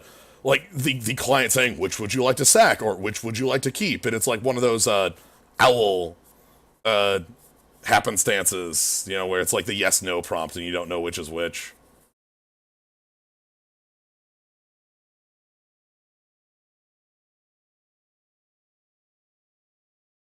I'm well aware of that, Squirrel Token. I just have to hope my opponent makes a mistake. That's the only way I'm winning this game, is hoping my opponent makes... no, Kiki and attack. Please play Kiki and attack me for lethal. No! That isn't Kiki and attack me for lethal at all!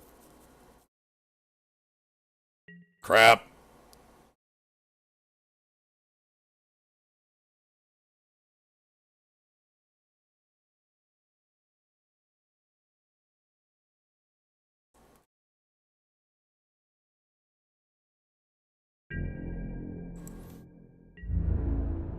Okay.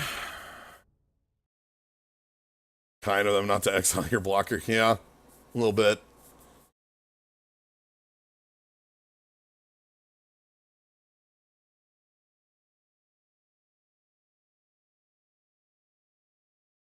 So Riftwind Cloudskate's coming in.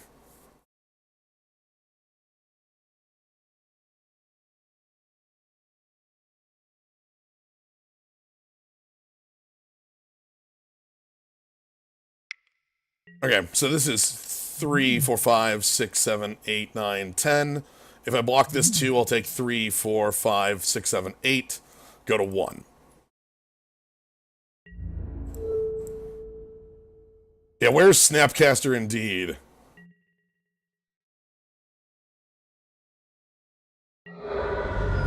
Go to 1.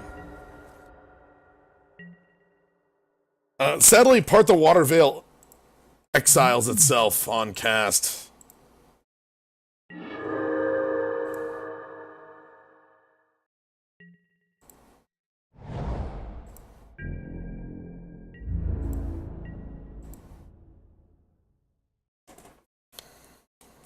However, Snapcaster there into Time Warp, untap, and then something to get rid of Duplicant would win us the game.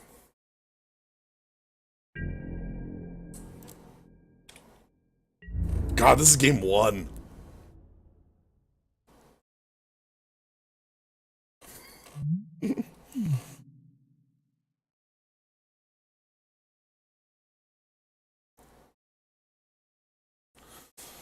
Yeah. What other... I'm trying to think of other things to talk about. I haven't talked... Again, what I mentioned about playtesting was a big part of what kind of got me to fall out of competitive Netrunner. It became too hard to juggle multiple formats in my mind. Like, does this card exist? Can this card exist? Can I even talk about this card? The answer was no most of the time, but I had to keep careful track of what spoilers existed. It gave me a very good appreciation for what like Magic devs must go through during spoiler season. How can they keep all this like in order? It's got to be the hardest thing in the goddamn world, right?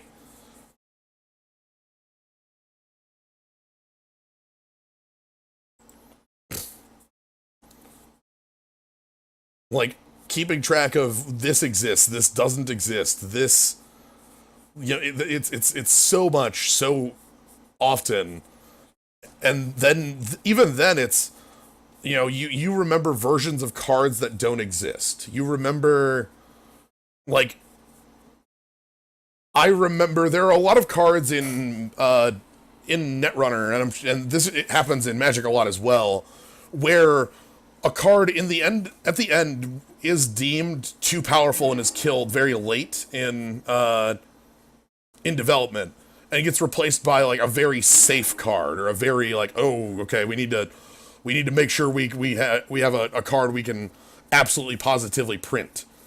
And so there's this, yeah, they have like a card that feels like a safe choice. Archangel's Light is a Magic example of that. This card that definitely, like, when they printed it, that was printed as a filler card for a mythic that they thought was too powerful. And so, like, there's a lot of cards in Netrunner that are in similar ways. Okay, Flooded Strand to go grab that plateau, makes sense. We need to be thirsty. Oh. No, let's be thirsty instead. I don't want to play Thassa against an opponent who can remand or, like they've shown early counters. But yeah, like, it's definitely something that is a difficulty to keep track of. Oh, they have a Sacred Foundry end. Okay.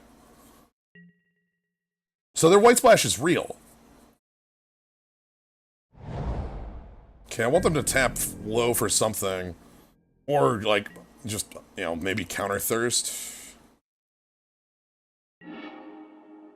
Yeah, we got some pretty obvious discards to that now, don't we? 3 islands, eh? And then they get to go, I understand. I disagree. I'm quite certain their White Splash is like a Restoration Angel for their Kiki Jiki combo. That feels like a very safe inclusion. They get their O-Stone discard. That means they're overloaded right here. They'll have to cast something to not discard, which might give me an opening to play Thassa next turn.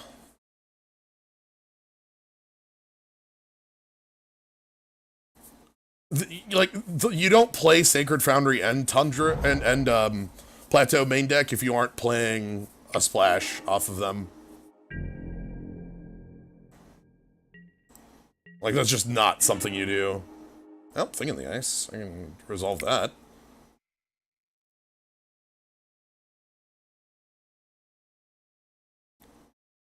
Danger! Danger! Oh my god. You know what? I ain't fighting over it. That's fine. I'll fight over a different threat.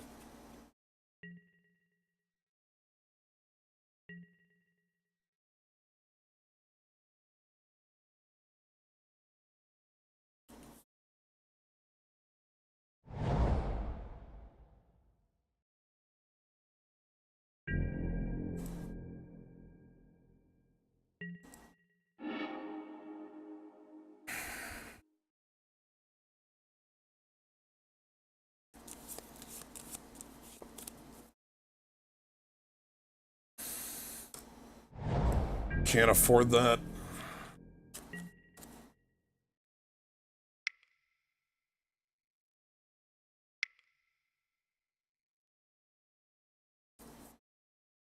Yo, what is this? Expel? Stroke of Genius for 2? Target player draws 2 cards. You've got it. That has resolved. I'm not going to counter 5 mana inspiration.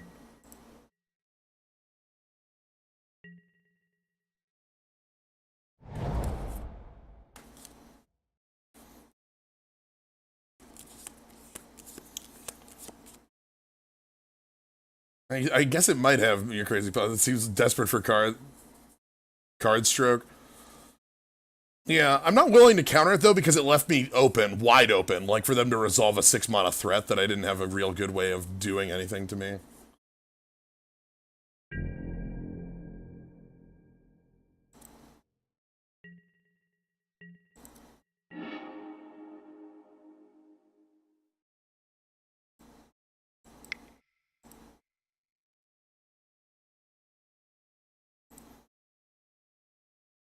Well, especially when the digging is done sorcery speed.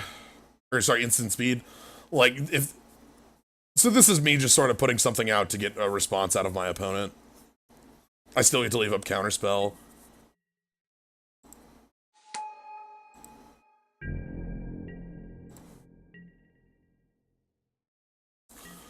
Okay, they probably bounce an untapped land here. I'm gonna let it resolve because that's okay. I don't want to counterspell it because I can Maze of it, but oh, they bounce my hanger back. Okay. So like the threat doesn't do anything right now. I'm okay getting my hanger back. I want my hanger back, back. Got back.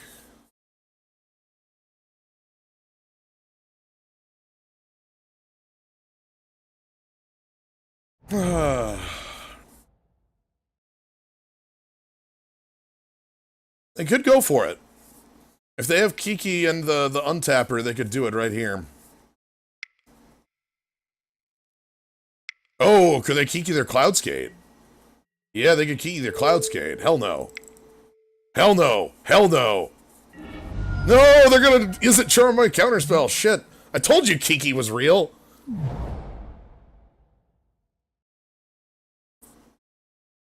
Remand.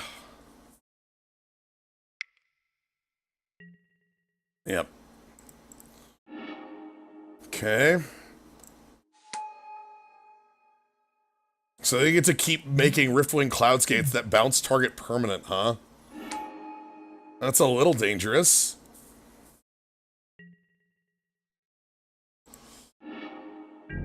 It's very hard to get out from under, like, the repeated bouncing of permanents. We're gonna have to find a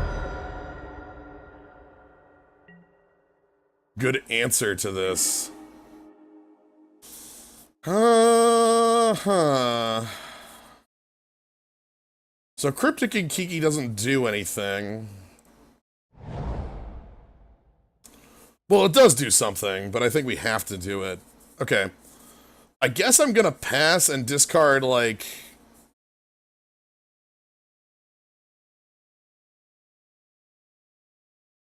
How in the world does Maze of Ith kill us? That's... Thank you very much for the bits, you crazy pa. Oh, the fact that I'm not on 5? No, like, I guess I can't time warp, but time warp doesn't do anything. I think I passed a discard, and I just don't know what. Mazavith was never going to be an island. It's over my. I'm playing 17 islands, and Mazavith, it is not a land as far as my consideration on my mana curve goes. Hey, MC Subtle. I've just been talking on and off about Netrunner while playing a mono blue deck in Cube, which has been very, very silly. Let's get rid of the Walker for now. I feel like they're just gonna go ahead and play out like a. No, they're just gonna go for that. All right.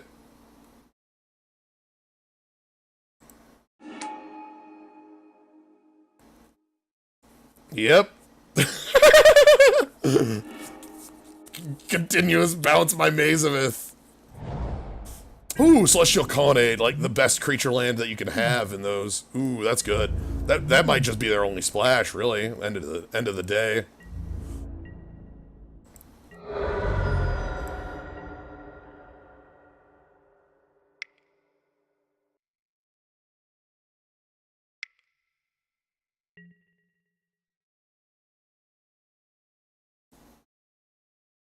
Counter target spell, return target permanent to its owner's hand. Hi. I assume they'll forbid this, but we do have to attempt it.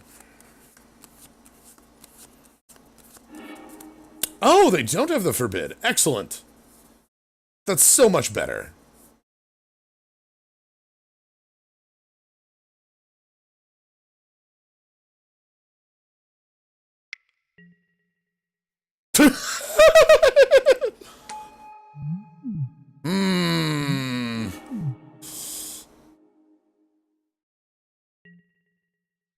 Oh, thank you, MC Subtle. The making day 2 of the event was one of the biggest things that I personally needed to prove to myself. Like, I needed to prove to myself that, like, I still was able to play the game of Netrunner. That even after 3 years of not having played, a couple weeks of reading cards and practicing was enough to get me back up to speed. Thank you for the host, Vicus.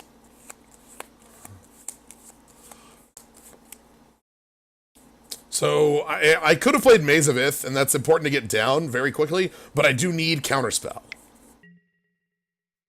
No. I don't want that.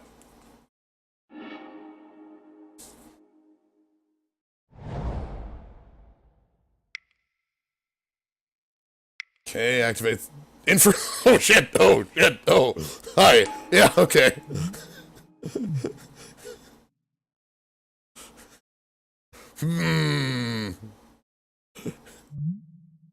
It's time to get blown up.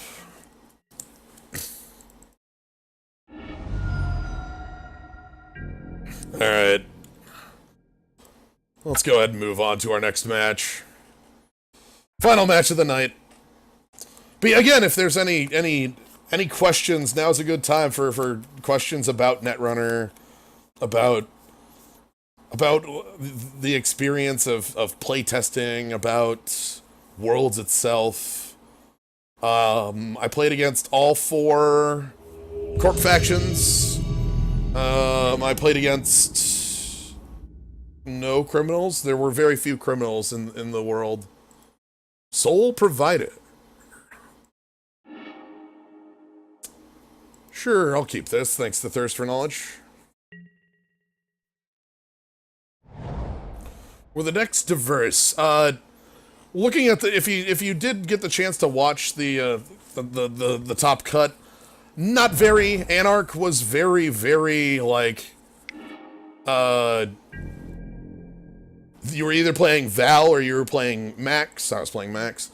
And CTM, the NBN deck, which was one of the Corp factions, was like the big deck in the room with a couple other big, like a big Jinteki deck and a couple others. But for the most part, sadly, there was not a lot. I have a question. How do you deal with the nerves over the years? That's something that when I'm in the before the moment, it builds up. It's one of those things that like when you go to a big event, when you know you're going to be playing against players who are known players, you know, when you play against somebody who's like, oh, they're a known thing, that can really get you. That's a big thing. I deal with it by narrowing my focus, by making sure that when I'm playing the game, I I try to not even let it recognize who I'm playing against. I treat everybody I'm playing against with the same level of respect. Because if I start treating people differently, if I start, oh, this is good.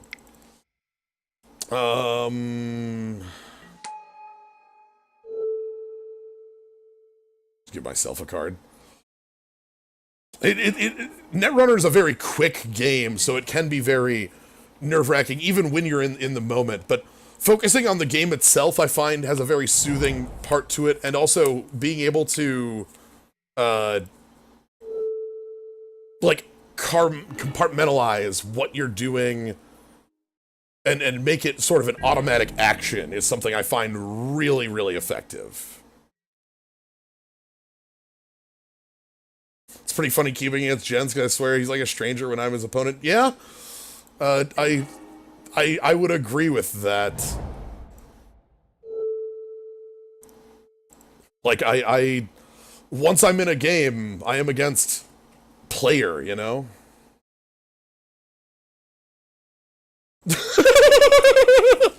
uh.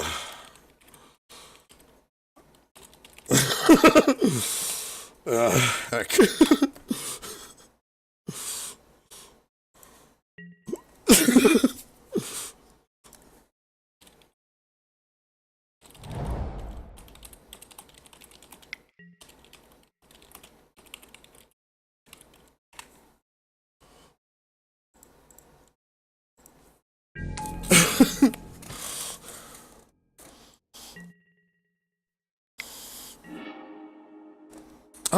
Do I want to discard that coalition relic or 2 lands? I kind of want to discard 2 lands and keep that relic.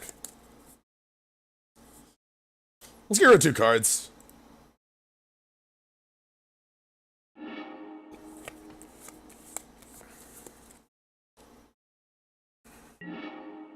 Ooh, Legacy's Allure. You are a hell of a card right now. Oh, yes. Okay, let's give each player a card so that they have to go kill the chase.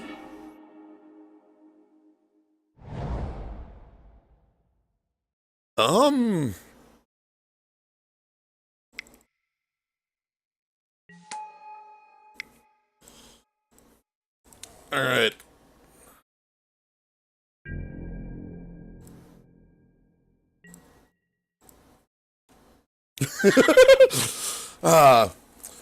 But yeah, not only, like, so when I'm before a match, you can probably catch me before a match and I'll be a bag of nerves. You can catch me after a match and I'll be very, like, relaxed.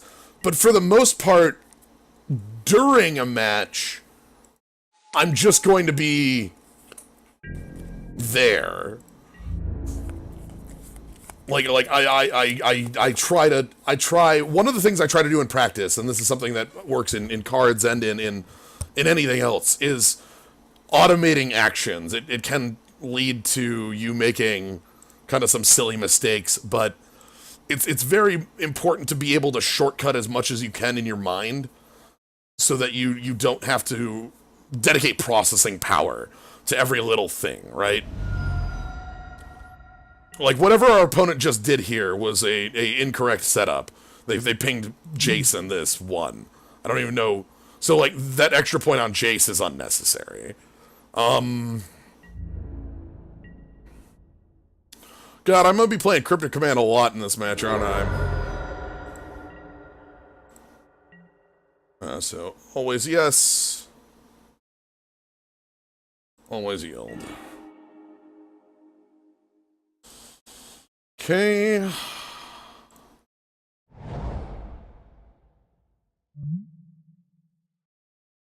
Oh, the player it's attacking. Okay.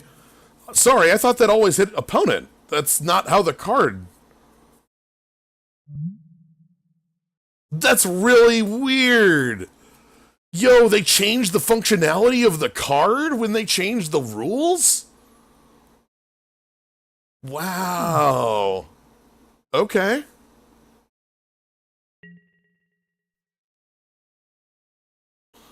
Like I did know that they changed the functionality of certain things like hell no.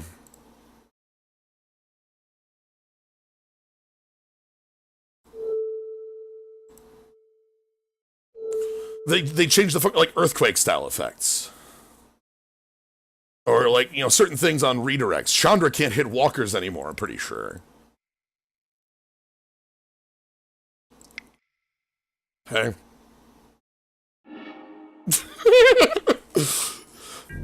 It's me, I'm the jerk.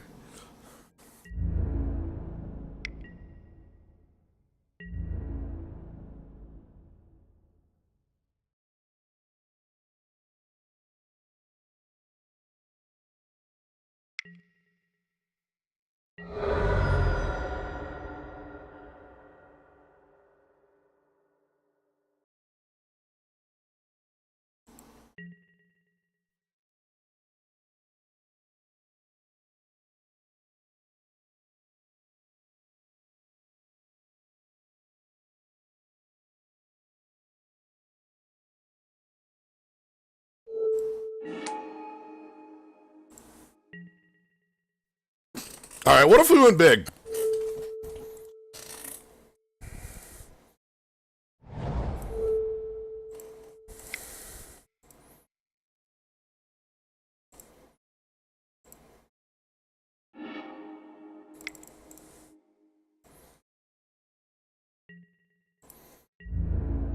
Hello, my name is Kiln Fiend. I'm here for the beatdown. Round two.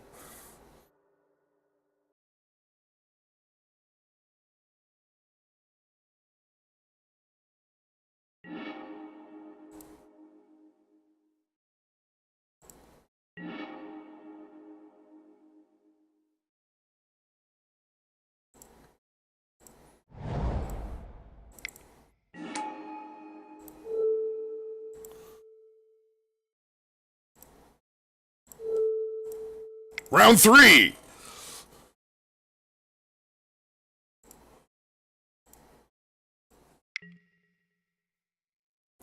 Flashback, cast with flashback, cast with flashback. Oh man, this rules. Oh, this is really good. The fact that they printed a textless cryptic command is maybe the best joke that's ever been in Magic the Gathering.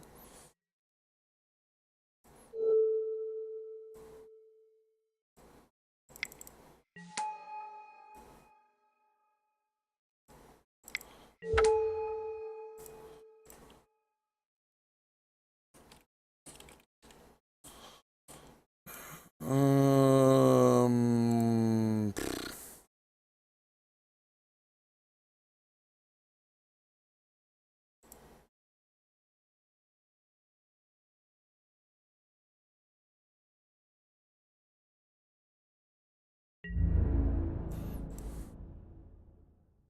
Guess who's an elemental? Hell yes, hell yes, hell yes, hell yes. Synergy. Synergy.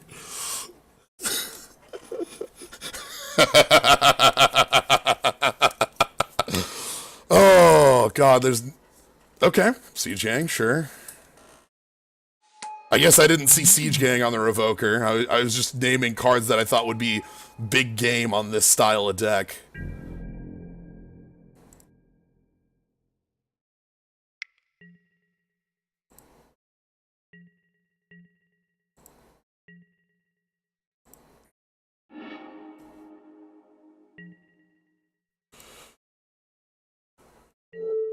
Okay.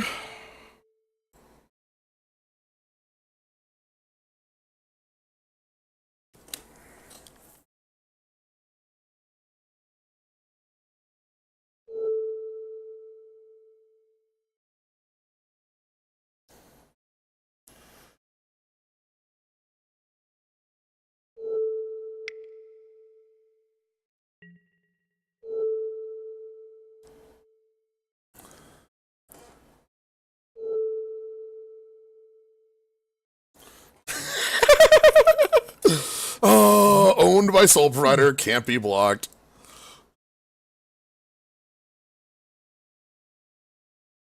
Yeah, textless cryptic command is like the coolest thing. I'm gonna thank you for posting that link. I'm gonna quick show this. Hey, what does this card do? I don't know, like stuff, things. I don't know. This time it taps all your creatures and I draw. This time it counters a spell and I bounce. I don't know. Who really can tell what this card might do? Let's run it back. Oh, hell yes, I'm in. This looks very familiar, just without a force spike.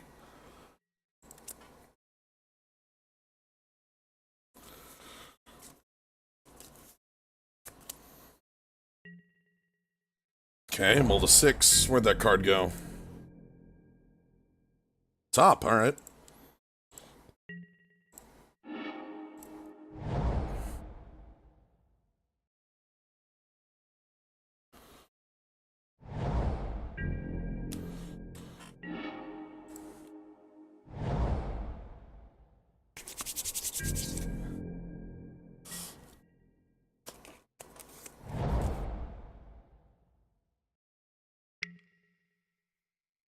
Just burn to my face, huh?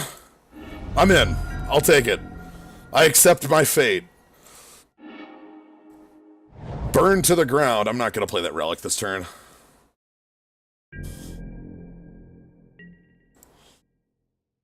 Yeah, let's just throw it right at your face. That's a fair usage.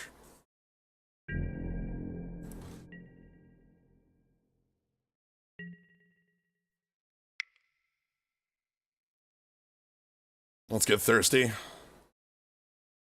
They'll probably burn in response. Hell yeah, bolt to the face.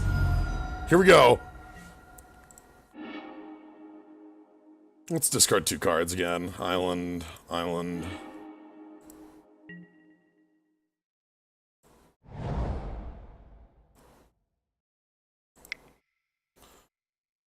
Let me get Thing in the Ice down first. Did you know that Thing in the Ice, Bouncing Snapcaster Mage, is maybe the coolest thing you can possibly do? Oh my god! It keeps happening! Okay. Our opponent might have a plan here. You know what? I ain't allowing that.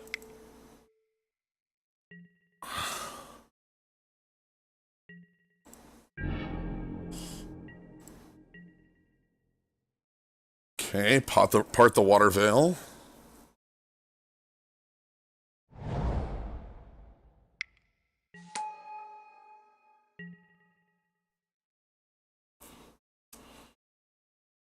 So I want them to like get to 4 and play something that Daze can stop, you know?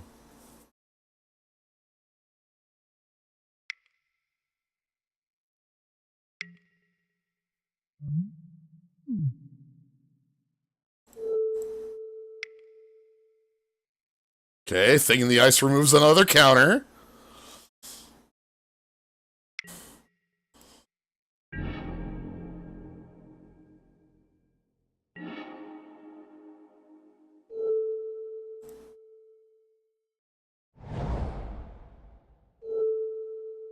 I'm gonna go ahead and play Hanger back on 1.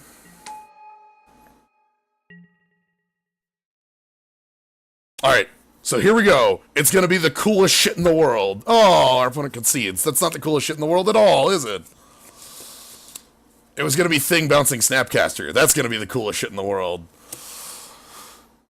Anywho, that's our cube. I'm always happy I'm probably gonna go on about Netrunner way too much this week. So if that's something that you haven't heard enough of from me, that's good. I don't think I talk about it enough. I think that Netrunner's a game that I've never done a stream of it, you know? And I think that's something that's a regret I hold, is that I never did I never wanted to do a stream of Jinteki.net. I wanted to do a physical stream. So, Anywho, thank y'all for joining. I'm really glad that you were able to be here. I'm really glad that you got to enjoy Mono Blue. I'm really glad that you got to enjoy Netrunner Magnum Opus Worlds chat. If you want to catch more of this or anything else I do, you can always follow. If you want to support what I do, really just being here, talking, having a good time. That's what I like, but you can always get that skull. It's a nice skull. I like it. What else? Yeah, I think that's got to be it for tonight. Thank you all for joining. Have a good night, everybody.